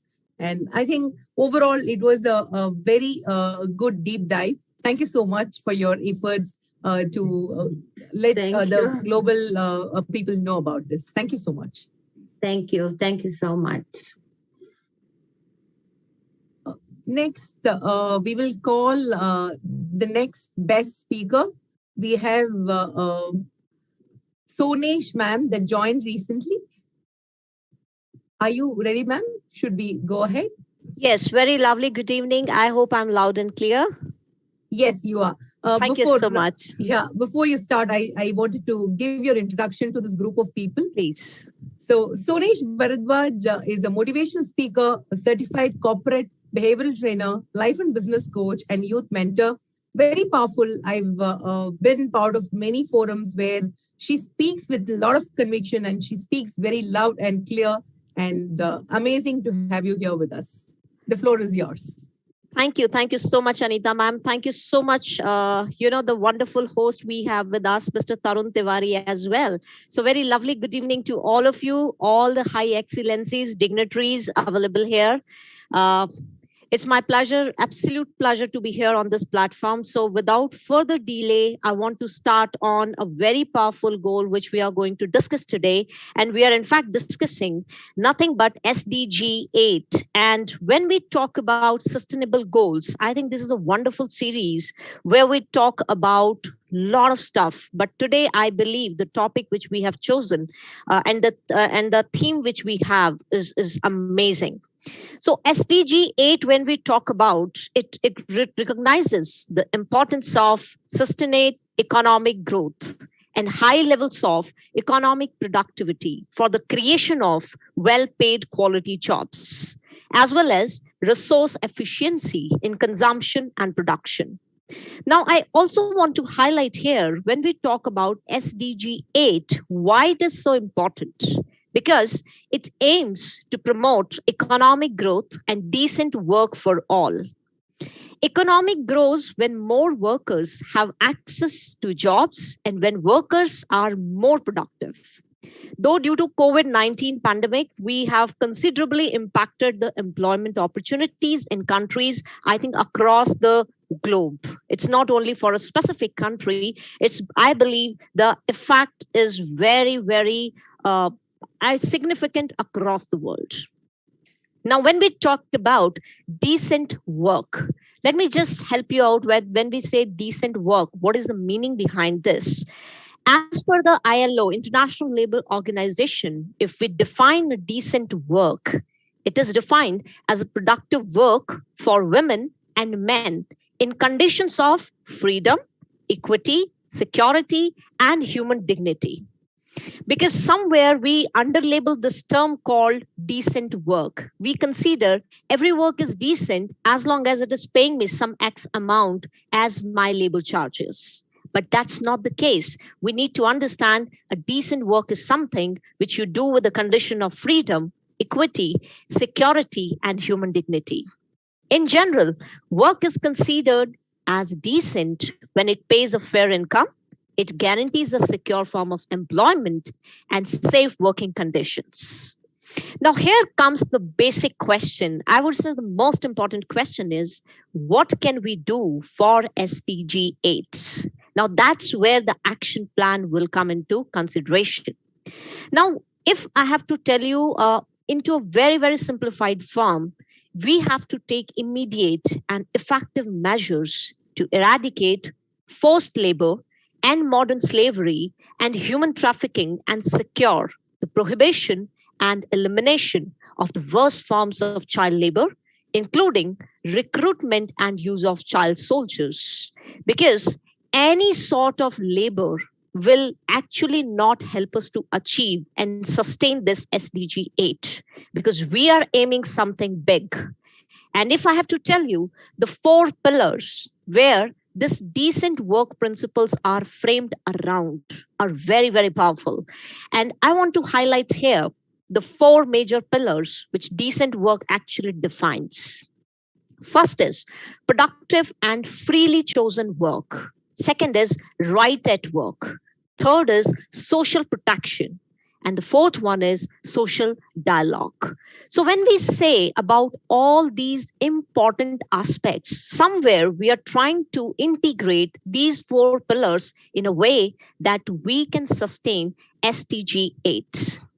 Very quickly, I want to give a bigger picture that what we can create out of this entire SDG 8. The bigger picture is leaving no one behind and bold political leadership. Means we need to we have to be bold enough to have the political leadership because it is needed to ensure quick and effective implementation of accelerated action to make progress on SDG 8.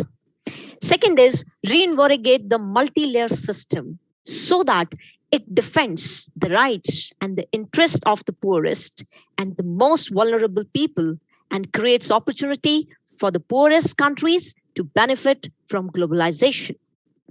We need to be more ensured about individuals, social partners, governments, and the civil society, as well as international organizations need to work together towards the insurance and achievement of SDG 8.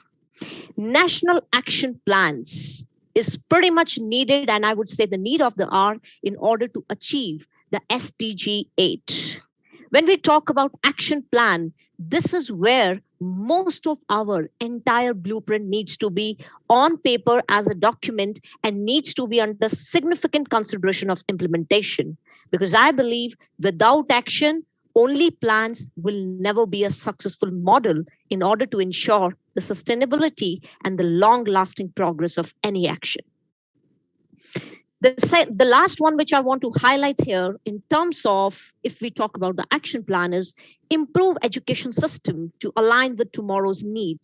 Now, I think very recently when I joined, so Anita ma'am was talking about that we need to have a proper employment and she was focusing on why we suffer in that area.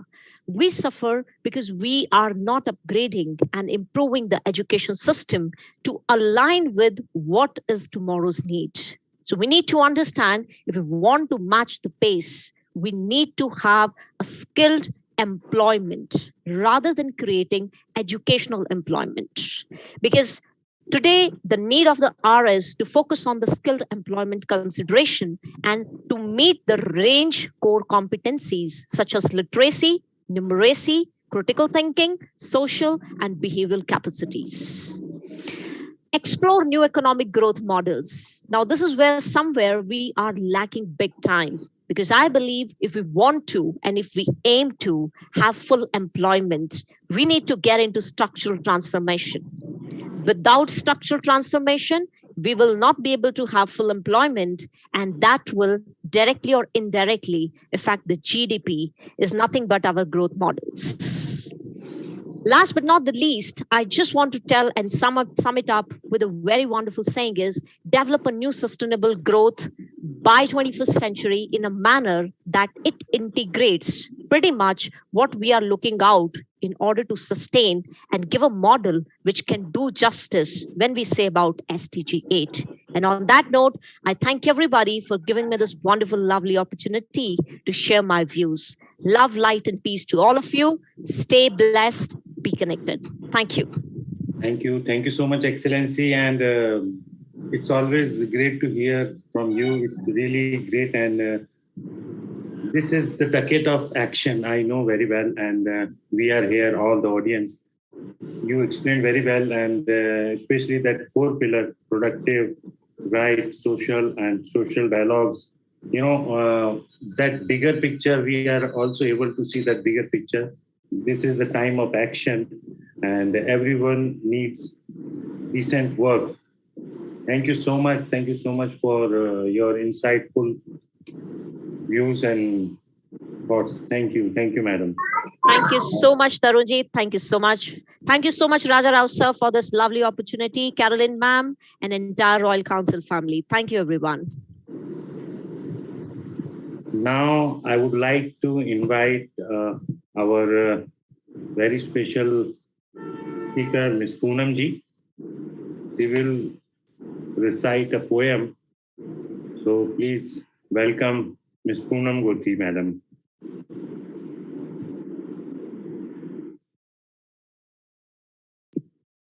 Poonamji, the floor is yours.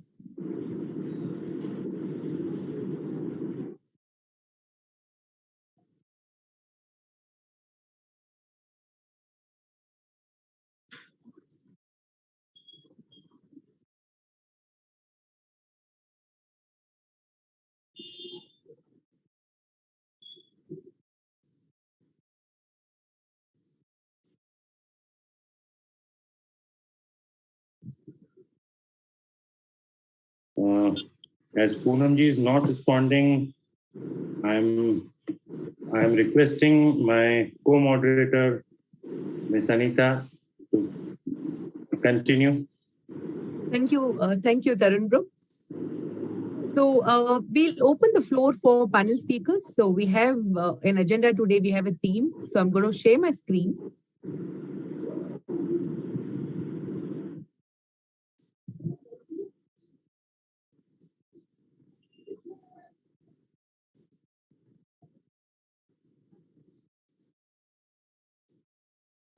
You're able to view my screen?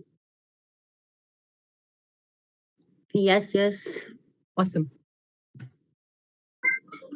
So today's theme within the SDG 8 itself, we wanted to get the powerful pitch of people on different themes. I'll just go to the first one. So we wanted to get into the subsections of this, and I request Tarun Ji to start this.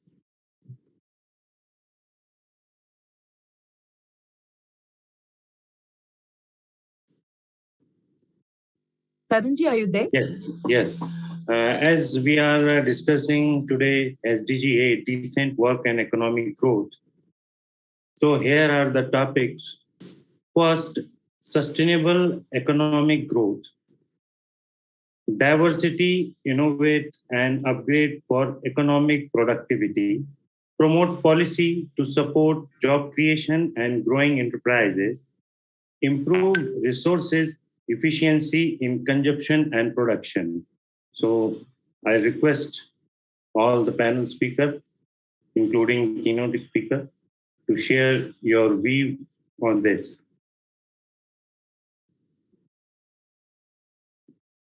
Yes, can I have time? Yes, sir, please. Yes, I'm Sakir Khan from Sri Lanka.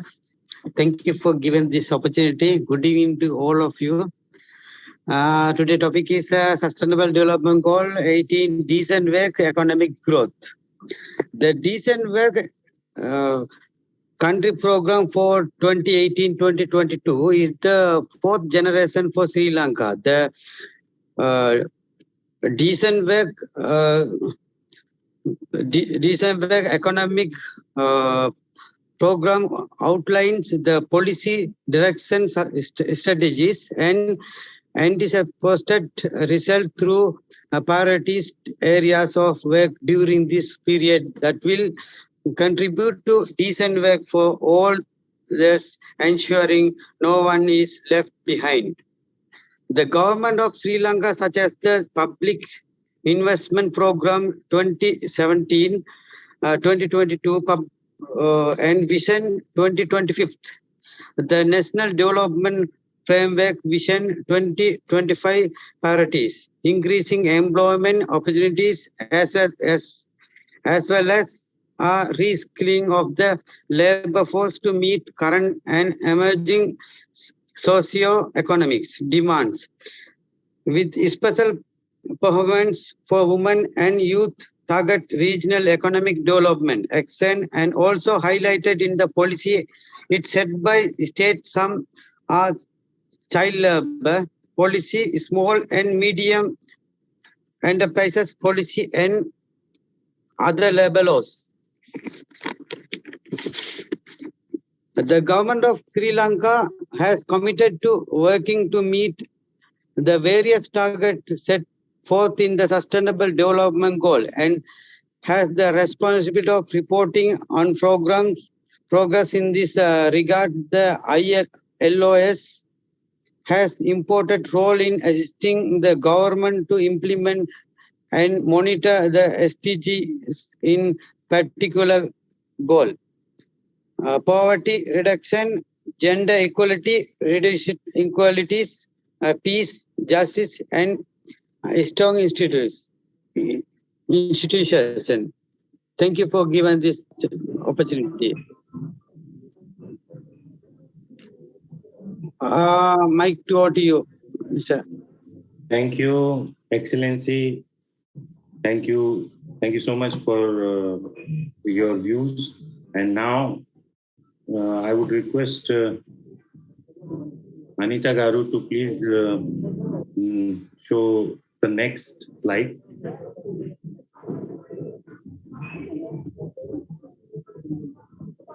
Here we have few more topics to discuss for panel speakers. You need not talk about all four. You may just pick up one. We just wanted to show it here so that it's easy for you to share your views. You can either talk about full employment and decent work with equal pay, or talk about promote youth employment and education and training, or talk about end modern slavery, trafficking and child labor, or also talk about protect labor rights and promote safe working conditions. So, Anita, may I? Yes, ma'am, please. I can? All right. So I would love to pick here the theme called Promote Youth Employment, Education and Training. I think this is the most important key critical role which we all need to I would say focus on currently, because especially if I talk about country like India, which is a developing country, as a developing nation, we have a high population of youth, but unfortunately, they are not the skilled, or I would say they are not employable as soon as they pass out from their college or as soon as they pass out from their education. So I think there is a heavy mismatch in between the education, what we are following currently, the trends which we are focusing on, and what the current need of the industry to make them employable. And that's where this entire concept of training, education becomes a very, very critical role player here. And everybody need to take it seriously, because until and unless you don't become skilled, definitely companies, or if we talk about employment from a corporate work front, or even from a small medium scale any sort of enterprise, definitely you will be suffering to get the right employment opportunities. So I do feel first thing is the youth need to understand it's not only about your educational certificates, it's also about gaining some sort of knowledge in terms of life skill, like communication skills, or how to be assertive, behave properly, or how to be assertive in nature, or what are the key dynamics they need to understand here. Because your educational certificates will give you just one way to enter into that thing, but then there is a second dynamics which we all need to work and focus on to become employable. Second point which I want to focus here is we need to focus here much more on turning out a lot of youth entrepreneurs, because I find there is a serious mismatch again that a lot of people don't want to take this calculative risk of coming down into an entrepreneurship line. And that's where I think we are even suffering to create the right opportunities as far as the employment is concerned. Because I feel if we all can at least take a slightly initiative towards turning out to a small, medium scale entrepreneurship mindset, definitely we will be able to create the larger employment opportunities for a lot of weaker sections, probably who are not able to afford, or who are not able to at least start even from a small angle. So in this way, we contribute towards the economy, we contribute towards youth empowerment, we actually imparts the right way, and we show the right, I would say, path towards employment and creating the right opportunities. Wonderful, Sonesh ma'am. So I completely agree with you, because if you just go only with one skill of specialization, with the market dynamism that is there today, and VUCA world has also changed now. So considering that, it's important for people to diversify their skills and learn different aspects so that they are able to adapt to the changing market situation. And also, you clearly spoke about two different aspects. One is how the youth should change themselves, how should their mindset shift should happen. And also on the other side, how we should enable youth. For example, if they are willing to invest in an entrepreneurship, if they want to invest in something, the risk appetite that is there in the family and the support system that is there is also very less today. So how do we bring that awareness and shift is what we are looking at. Thank you so much for your views. Is there anyone else that would like to pick up one more topic from this, or should we move to the next theme? I want to say something about this full employment and decent work with equal pay.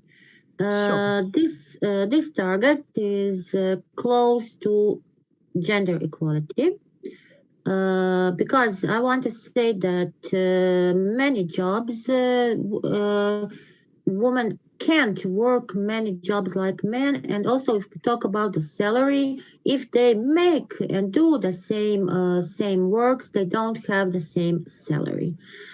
That needs to be solved. And then we can talk about the full employment and also what it means full employment. We need to take care about the persons with disability. First, like educators, we need to take care about our students with special needs, like students with special needs, and also with students who are gifted students, because today in the classroom, you can't make one lesson, only lesson. You need to make a personalized teaching. And that is harder for us educators. But if you want to have a student with a good knowledge and who will be prepared, who will have all skills, all competencies for the trade today, you need to make that kind of learning. And with this, students with special needs and disabilities, we need to involve them in all works, because if they can't work, they can learn. And I see many of them, and if you don't give them, if you don't take care, and if you don't get them to feel good, that is not today a good option for the educator. And somebody will say, I don't want to have, and today in economy, in the policies, you have many entrepreneurs have smaller taxes because they have workers with disabilities. So for me, this target 8.5 is very necessary. So how can we promote youth employment, education, training if we don't take care about all men, women, and these persons with disabilities? And then talk about the equal pay. True, but that's why a lot of organizations, corporate houses and industrialists are focusing on diversity and inclusion, because that's a very, very big topic. We keep only talking about mainstream. Already when we are fighting for women empowerment and women employability and things like that, there are a lot of other sections like the differently able people.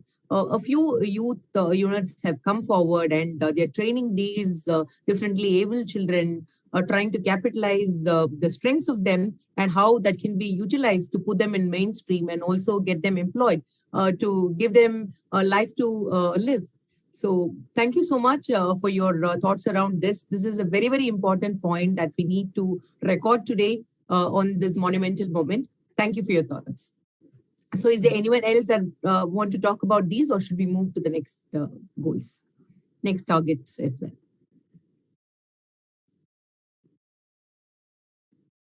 Okay, with that silence, I will move to the next one. And I'd like to ask one or two more speakers to nominate yourself for the next topic. So we have full employment and decent work with equal pay, universal access to banking, insurance, and financial services, increase aid for trade support, develop a global youth employment strategy. So Sonesh, ma'am, pretty much spoke about the youth employment. So she combined the youth employment and also the employment strategy together. So if any of you have any thoughts, please feel free to share.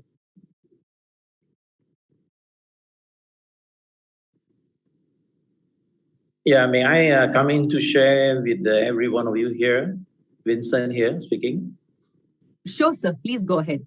Happy okay, to have this you. is regarding about, you're talking about this particular subject, decent works and versus the so-called the economic growth. In fact, that is the cause and the effect of it, you see.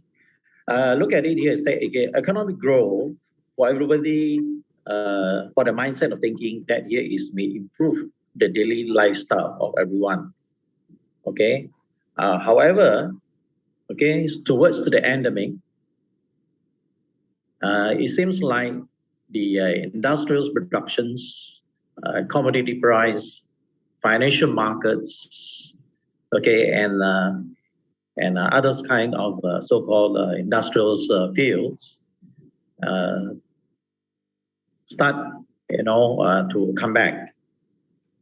And we find that every government, or even though the multinational companies, they have started applying the 3R, that call as recovery,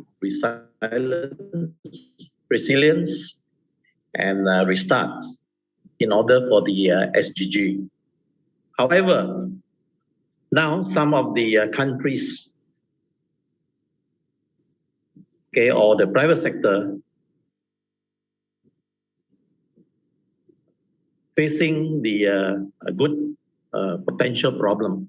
Example, the shortage of the so-called the manpower, especially the skills workers when it comes to the financial sectors, plantation sectors, hospitalities management. To fulfill the shortage of the human resources, many of the countries have taken the shortcut to outsource so-called the manpower from the many of the countries. But now the question here is, seems some of the government is creating a roadblock through the syndicates. So it's not only just to highlight the problem, but rather to come with a solution. So I suggest that if any of the countries who conduct the manpower service provider to be adhere and check the domestic and international policies, this is to avoid any kind of scandal or scam. No doubt, some countries, they have produced many graduates from the local or abroad, but yet they still can't find the jobs locally. Perhaps the government, okay, as well as the so-called the foreign investors to come forwards and to create more jobs, employments for all those kind of graduates. And the next thing which I would like to share here is regarding about the digital transformation. Digital transformation has played a very important role during the lockdown, and no doubt now it's already back to normal. I find that it's good that for every countries, especially the governments, to work along together with the private sectors to provide an education and development in order for them to be prepared and to adopt, okay, in parallel with the so-called globalization requirements.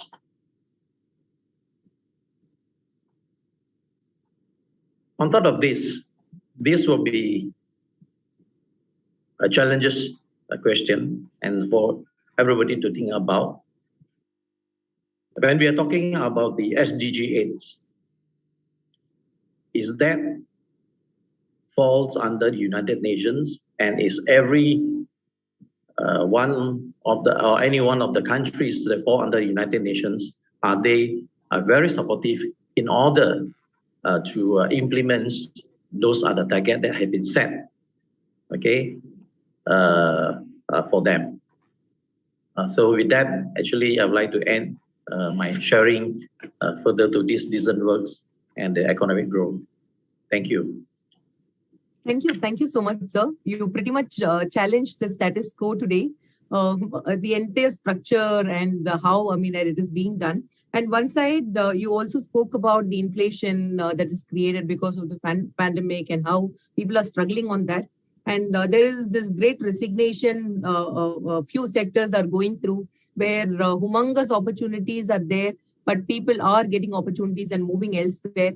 And people are not able to fill positions. And on the other side, people have unemployability issues as well. So where is the gap?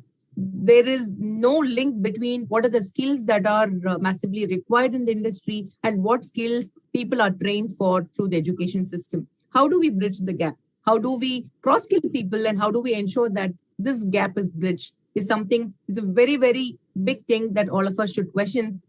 And in our own environments, wherever we are working and whatever state of, I mean, right, work or industry that segment that we are a part of, we need to question this and see how we are future ready to ensure that everybody gets jobs and everybody has food to their table by training them, by helping them learn new skills, digital skills especially, that is taking up a higher trend at the moment.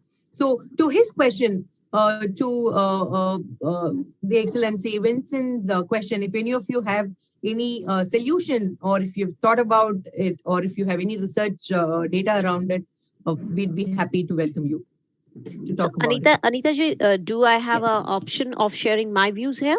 Sure, please. Okay, so I think very valid.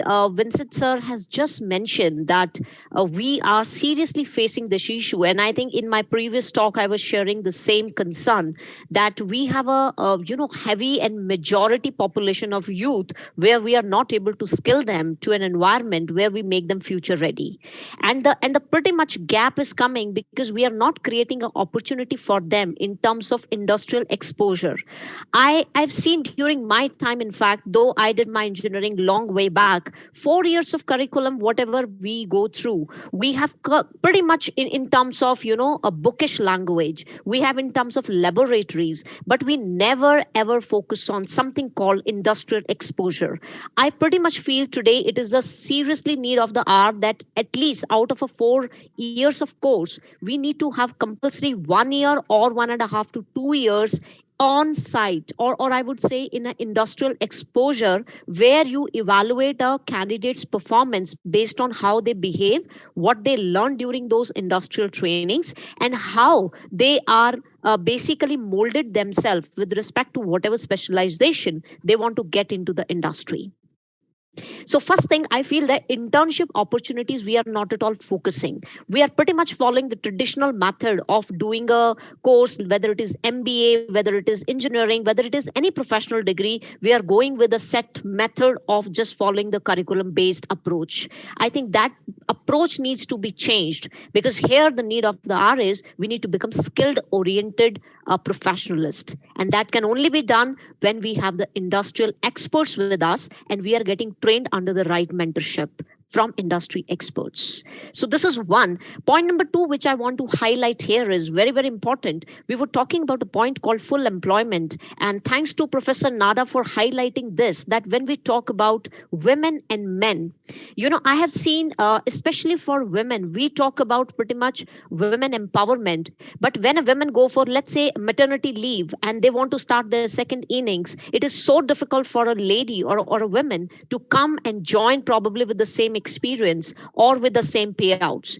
And I do feel there is a seriously a very majority of the population, especially as far as women is concerned, they literally suffer to get the right, I would say, weightage in terms of equal payment or getting their, knowledge or talent recognized at the right level. So they have to either quit or they have to again go and do some sort of again some technical advanced courses to just upgrade themselves. Why I personally feel that is not even required there, because just being on a maternity leave or just coming after a gap of 1 year does not equal to that you have to start completely from a scratch. We are wasting talent. We need to upgrade them. There can be 100% of crash courses which would be 1 month or a 2 month, and you can definitely bring that talent up on the board, because somebody according to me who has worked in the industry for 10-15 years and taking suddenly a gap due to their personal reasons, coming back does not mean that they don't know ABC of industry. All they need to understand is they have to up level themselves, and I think that can be pretty much done with a scope of 1 month, 2 month kind of crash courses, which will again pull out a better opportunities for women, and we will be able to strengthen women empowerment to the best. Amazing. Because if you look at this aspect of a comeback after maternity break or whatever break you've taken, if a woman wants to come back, or probably anybody else that is on a long break wanting to come back, that's always a question. Even in terms of women, there are a lot of benefits that is enabled by the government. They come up with a lot of enactments on that.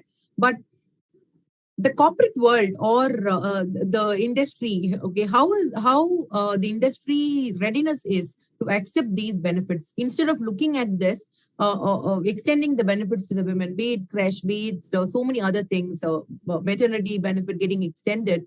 So now even people are thinking twice whether to hire women or not, which is a sad state to be in. So a cultural shift should happen where they're not looked at as commodity. They're not looked at as something that I need today. And if they're not there, I don't want them ever.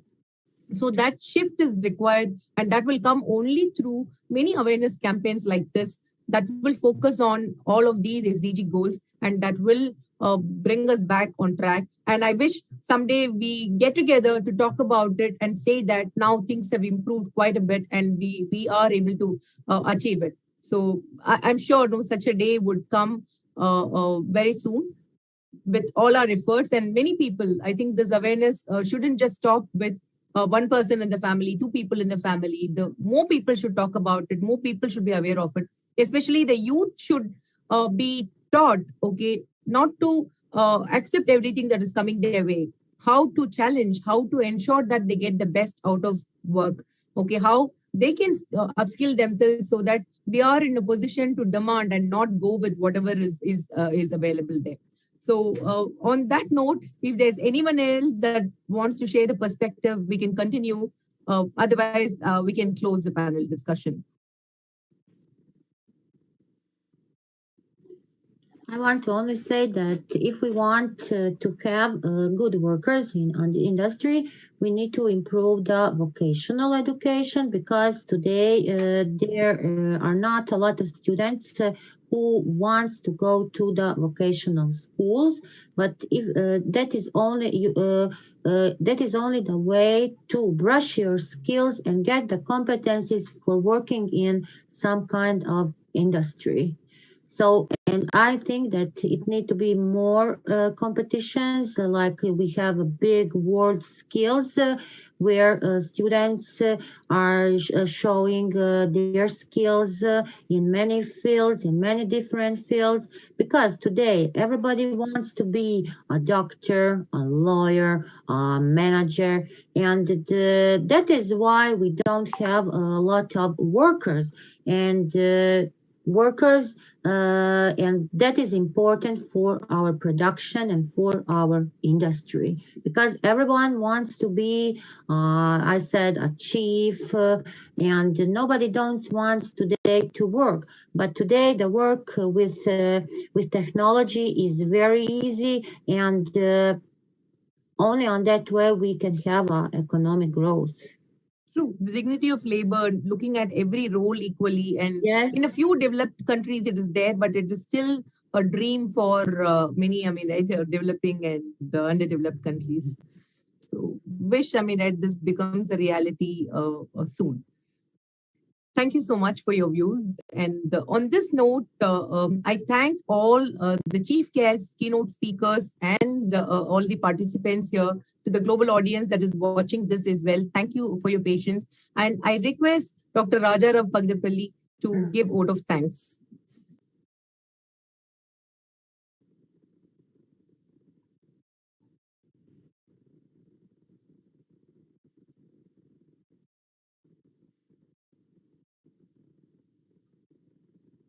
Okay, okay.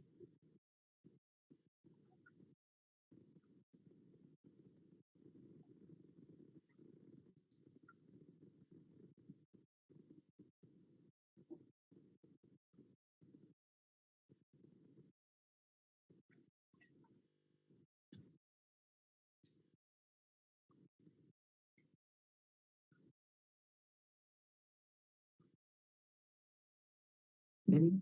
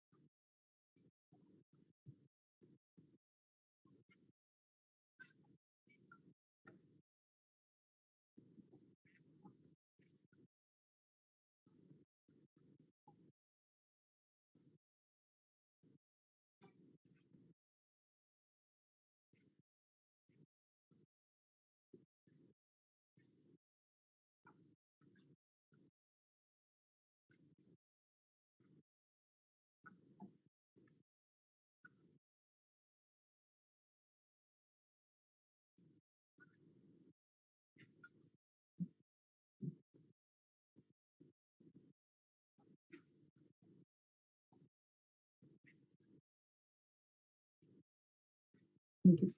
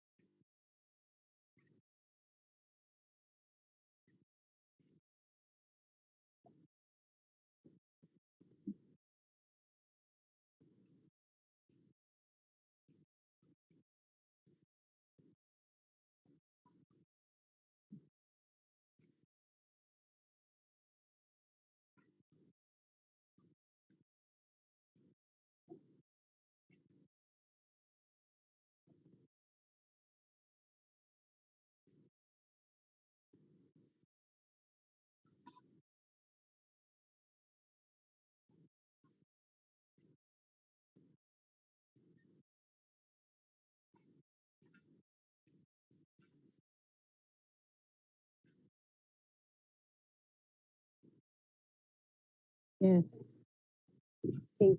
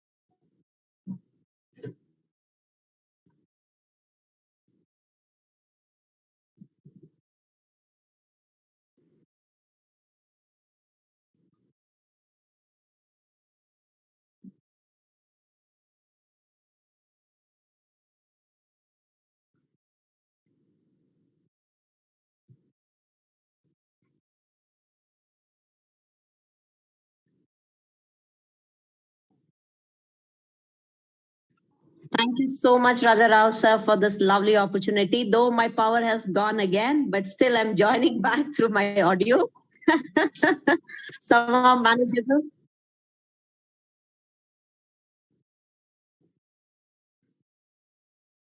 Yes. Thank you. Thank you so much, sir.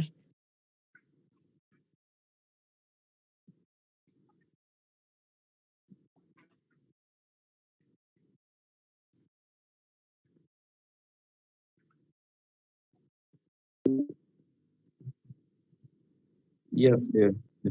Very good warm afternoon and good morning across the globe. It is great opportunity. I'm feeling good for providing a good platform to say a small sentence. How economic growth is more important for every country, or especially in the field of industrial or either different sectors. As per growth of population, due to the different challenges and problems we are facing in the field of employment. In this digital era or 21st century, there is something new I'll call the entrepreneurship. It is a good platform to who are job seekers and who are searching in the field of government jobs. Instead of that, due to the very what difficulty levels and contestant in the much more in the government sector, so we should follow the technical skills and practical skills on the basis of entrepreneurship. Then we can increase our economic growth as per our organization economic growth or as per our country's economic growth. So this is my small view. We should come back on these entrepreneurial skills, not only in the field of other sectors. We can take any type of entrepreneurship skills like agriculture entrepreneurship or techno entrepreneurship or industrial entrepreneurship or different types of entrepreneurship. So we should implement and take parts. Then only we can develop our economic growth. So that's it. Small view. Thank you very much, brother, for opportunity. Thank you very much.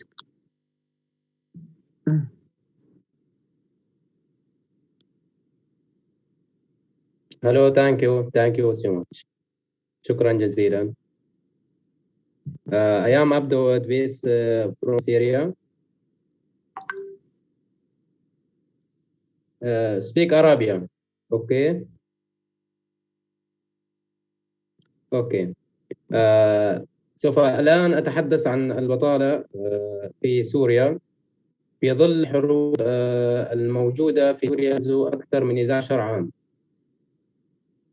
تعد البطالة من أهم الأسباب الآن يعني الموجودة في سوريا وفي الأخص في الشمال السوري في ظل الحروب القائمة من أكثر من 11 عام،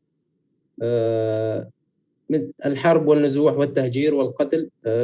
فتعد هذه المشكلة الاجتماعية والاقتصادية والسياسية التي يعاني منها الشعب السوري في شمال وغرب سوريا. الآن سوف أتحدث عن أسبابها ونتائجها على الوضع في سوريا. إن تداعيات الحرب في سوريا تحتل جزءاً كبيراً من الصورة الحياتية لسكان الشمال السوري على وجه الخصوص، وتتراوح معاناتهم ما بين قلة الدعم وغلاء الأسعار وعدم الاستقرار الأمني، وهو ما انعكس على حياتهم بشكل كبير وأدى إلى زيادة نسبة البطالة بشكل ملحوظ. أغلب النازحين والسكان المحليين كان اعتمادهم على المدخول الأراضي الزراعية، وهم سكان ريف الذين وجدوا صعوبة في نقل المهنة والعمل من مناطقهم إلى مناطق النزوح. وتختلف طبيعة المنطقة الجغرافية من منطقة إلى أخرى، إضافة إلى ارتفاع أجور المحال التجارية التي تحتاج إليها معظم المهن في ظل ارتفاع الأسعار وقلة الدخل شمال سوريا على النازحين والسكان الأصليين في هذه المنطقة، وتختلف من مدينة إلى أخرى حسب المنطقة الجغرافية. خسارة المناطق الزراعية التي تشكل المصدر الأول للدخل زادت معاناة السكان، ومنهم سكان ريف حماة، محافظة حماة ومحافظة إدلب من الجنوب. طبعا هم هذه المناطق التي تعرضت للحرب منذ عام 2018 إلى عام 2022 إلى وقتنا الحالي طبعا، وأدت خسارة المناطق بظل الحروب القائمة. فأغلب السكان الأصليين قد تم تهجيرهم إلى الشمال أو شمال غرب سوريا، وهجروا قسرا إلى الشمال. وإن السكان في تلك المناطق يعتمدون بالدرجة الأولى على الزراعة، ودخولهم الأساسي ومعيشتهم هي الزراعة التي كانت العمود الفقري للاقتصاد في مناطقهم. وبعد النزوح وخسارة الأراضي باتت فرص العمل قليلة جدا. كان معظم السكان يعتمدون على الزراعة، ومع النزوح قلت فرص العمل أمام المزارعين الذين وضعوا جميع أموالهم في المواسم الزراعية التي أحرقتها الحرب. وإن البطالة تتركز حاليا في شمال سوريا وشمال غرب سوريا في محافظة حلب، ومنها مدينة عزاز ومدينة الباب، وفي مخيمات الكثيرة التي تبدأ من مناطق محافظة إدلب من الشمال وعفرين حتى مدينة جرابلس. فمعظمهم قادموا من المحافظات السورية من الجنوب، إن كانوا من محافظة دمشق أو من محافظة حمص أو درعا وحمام، ويسكنون حاليا في مناطق الشمال، ويعد تقريبا ما يقارب 4 مليون نسمة. ارتفع حد البطالة بسبب النزوح. بعد الهجرة أصبح رؤساء الأموال التي غادرت باتجاه أوروبا وإلى تركيا زادت نقص فرص العمل بالنسبة إلى الشباب، وبلغت نسبة العاطلين عن العمل من الذكور بحسب إحصائيات منسقي استجابة سوريا إلى أكثر من 55% من الشباب. وارتفعت نسبة البطالة بين النساء إلى أكثر من 86%، بينما تصل نسبة العاطلين عن العمل من المهجرين إلى أكثر من 81%، وتجاوزها بين النساء المهجرات إلى أكثر من 95% من عدد السكان الذين جاوز عددهم قرابة 4 مليون نسمة بين نازح ومهجر. وكانت نسبتها قبل العمليات العسكرية الأخيرة ما قبل 2018 نحو 60% وسطيا. ظروف صعبة تعيشها المناطق في شمال سوريا وشمال غرب سوريا. إن المناطق في الشمال السوري وشمال غرب سوريا تعيش ظروفا صعبة لعدة أسباب، أهمها النزوح والتهجير. التهجير والنزوح الكبير من مناطق سيطرة النظام باتجاه مناطق الشمال السوري بالقرب من الحدود التركية. أكبر نسبة نزوح كانت بدأت من ريف دمشق من الجنوب، ثم يليها مدينة حمص، ثم ريف حماة وإدلب الجنوب، ريف إدلب الجنوبي، انتهاء بريف حلب الشمالي من الشرق. إذ أن عدد حملات النزوح ليس بقليل، بإمكانه أن يشكل أزمة لأي دولة تعيش ظروفا اعتيادية. لكن كيف سيكون نتائج هذا النزوح بالنسبة إلى هذه المناطق ووقع أثرها الاقتصادي على السكان والنازحين؟ بحسب مصفوفة المراقبة لتجمعات النازحين التي نشرت عام 2020 أو 2020 والتي يتم إصدارها عبر قطاع إدارة تنسيق المخيمات التابعة لمكتب تنسيق الشؤون الإنسانية الأوتشا، تم إحصاء أكثر من 1300 مخيما في الشمال السوري، تأوي نحو 300,000 عائلة أسرة، أي ما يقارب أكثر من 1.5 مليون شخص يعيشون الآن في مخيمات إن كان منها منظمة وأكثرها العشوائية. هذه الأزمة التي يخلفها النزوح على البطالة وضعف وسائل الإنتاج وقلتها تعد من أبرز أسباب البطالة، إذ لا توجد معامل أو شركات كبيرة يمكن أن تقدم فرص عمل للمواطنين، وأغلب الوظائف التي كانت موجودة أيام ما قبل الأزمة في سوريا كانت وظائف إدارية من تعليم وشرطة وبعض الورش الإنتاجية كالخياطة والنجارة والأحياء وما شابه ذلك ومن حقاتها. أما الآن فقد توقفت هذه الورش وانتقلت إلى مناطق إن كان إلى خارج سوريا إلى تركيا، وإن كان قد أغلقت بسبب الحرب، ومنها من تعرض للسرقة والنهب أثناء الحرب والترك. ضعف الإنتاج يعصف في الشمال السوري. بالنسبة إلى العمل الزراعي فإنه يعاني من صعوبات جمة تتمثل في الكساد وارتفاع الكلفة بسبب فقدان السوق تصريف المنتج. الآن السوق المحلي في المناطق الشمالية لسوريا يعيش حالة شبه اكتفاء، أما فيما يخص الإنتاج الحيواني فهو أيضا يعيش حالة من الضعف نتيجة تدني القدرة الشرائية للمواطن وفقدان سوق التصريف خارج المناطق الموجودة فيها هذه الناس مخيمات الشمال السوري. إن الحرب أو النظام عمد إلى مركز قوة الاقتصادية في المدن الكبرى وإضعاف الريف الشمالي لسوريا باقتصاده لمصلحة المدينة، على الرغم من أن المناطق في الشمال السوري لا تعاني من أزمة فقدان مواد وسلع، لأن الحدود مع تركيا تتيح استيرادا للمستلزمات الأساسية. هنا لنطرح بعض الحلول التي ممكن أن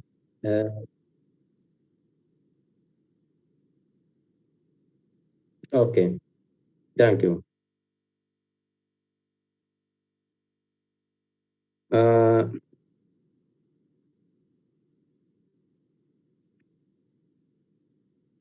إن الحلول تبدأ في سوريا أولاً بمنع تدخل الفصائل المسلحة في الحياة الاقتصادية للمنتج الزراعي والصناعي والتجاري، وكف يدها عن فرض المزيد من الضرائب والابتعاد عن مشاركتها أرزاق الناس والهيمنة على متاجرهم ومنشآتهم بما يشبه السرقة والبلطجة.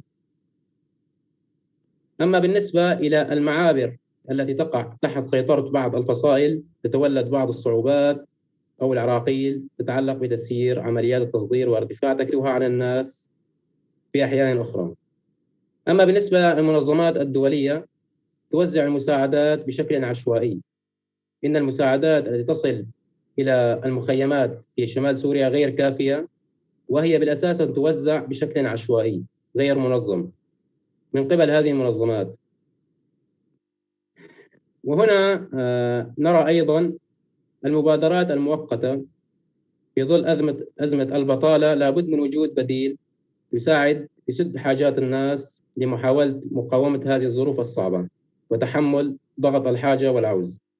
إن الناس في الشمال سوريا وشمال غرب سوريا باتوا يتدبرون أمورهم من السلل الغذائية التي توزع بالأساس بشكل عشوائي ولا تكفي للحياة أو للمعيشة بحياة كريمة لهذه الناس، وبعضهم يضطر إلى بيع هذا المساعدات لشراء الأدوية ولشراء مستلزمات أساسية للمنزل، فهي بالأساس لا تكفي لحياة كريمة لهذا الشعب.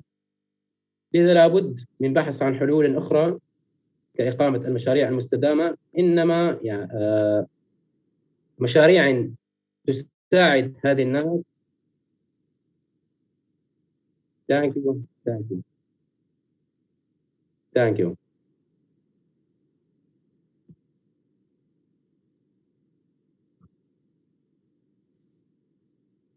Yes, sir. Thank you, sir. My heartfelt thanks to Dr. Dilip Garu for his august presence and for his excellent inputs.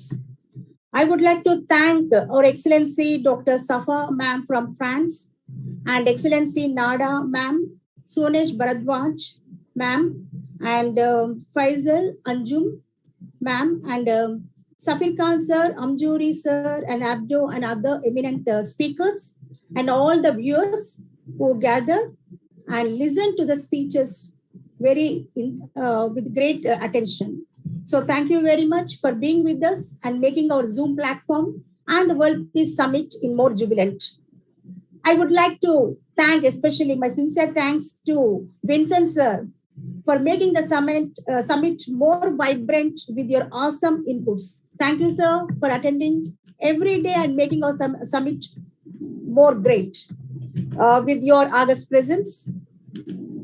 I would like to appreciate especially the chief guest, keynote speakers, panel discussion speakers, and really panel discussion went on very excellently. Every point is very useful and it has to be noted. And again, we are going to see this video and note down all the points. The discussion really went on amazing. As the panel discussion took to the great heights, so I would like to appreciate from the bottom of my heart, especially our lovely host, Anita Raj and Tarun Tiwari sir. So thank you, sir. And thank you, Anita Raj ma'am, for taking the summit to the next level with your awesome anchoring and moderation. So thank you very much. I would like to thank my brother, Dr. Raja Rao Pagdipalli, for taking the summit to the great heights. So every day it is turning up into very excellent and vibrant platform. So kindly attend and make this summit a successful one. Thank you, each and every eminent speaker and viewers. Thank you once again.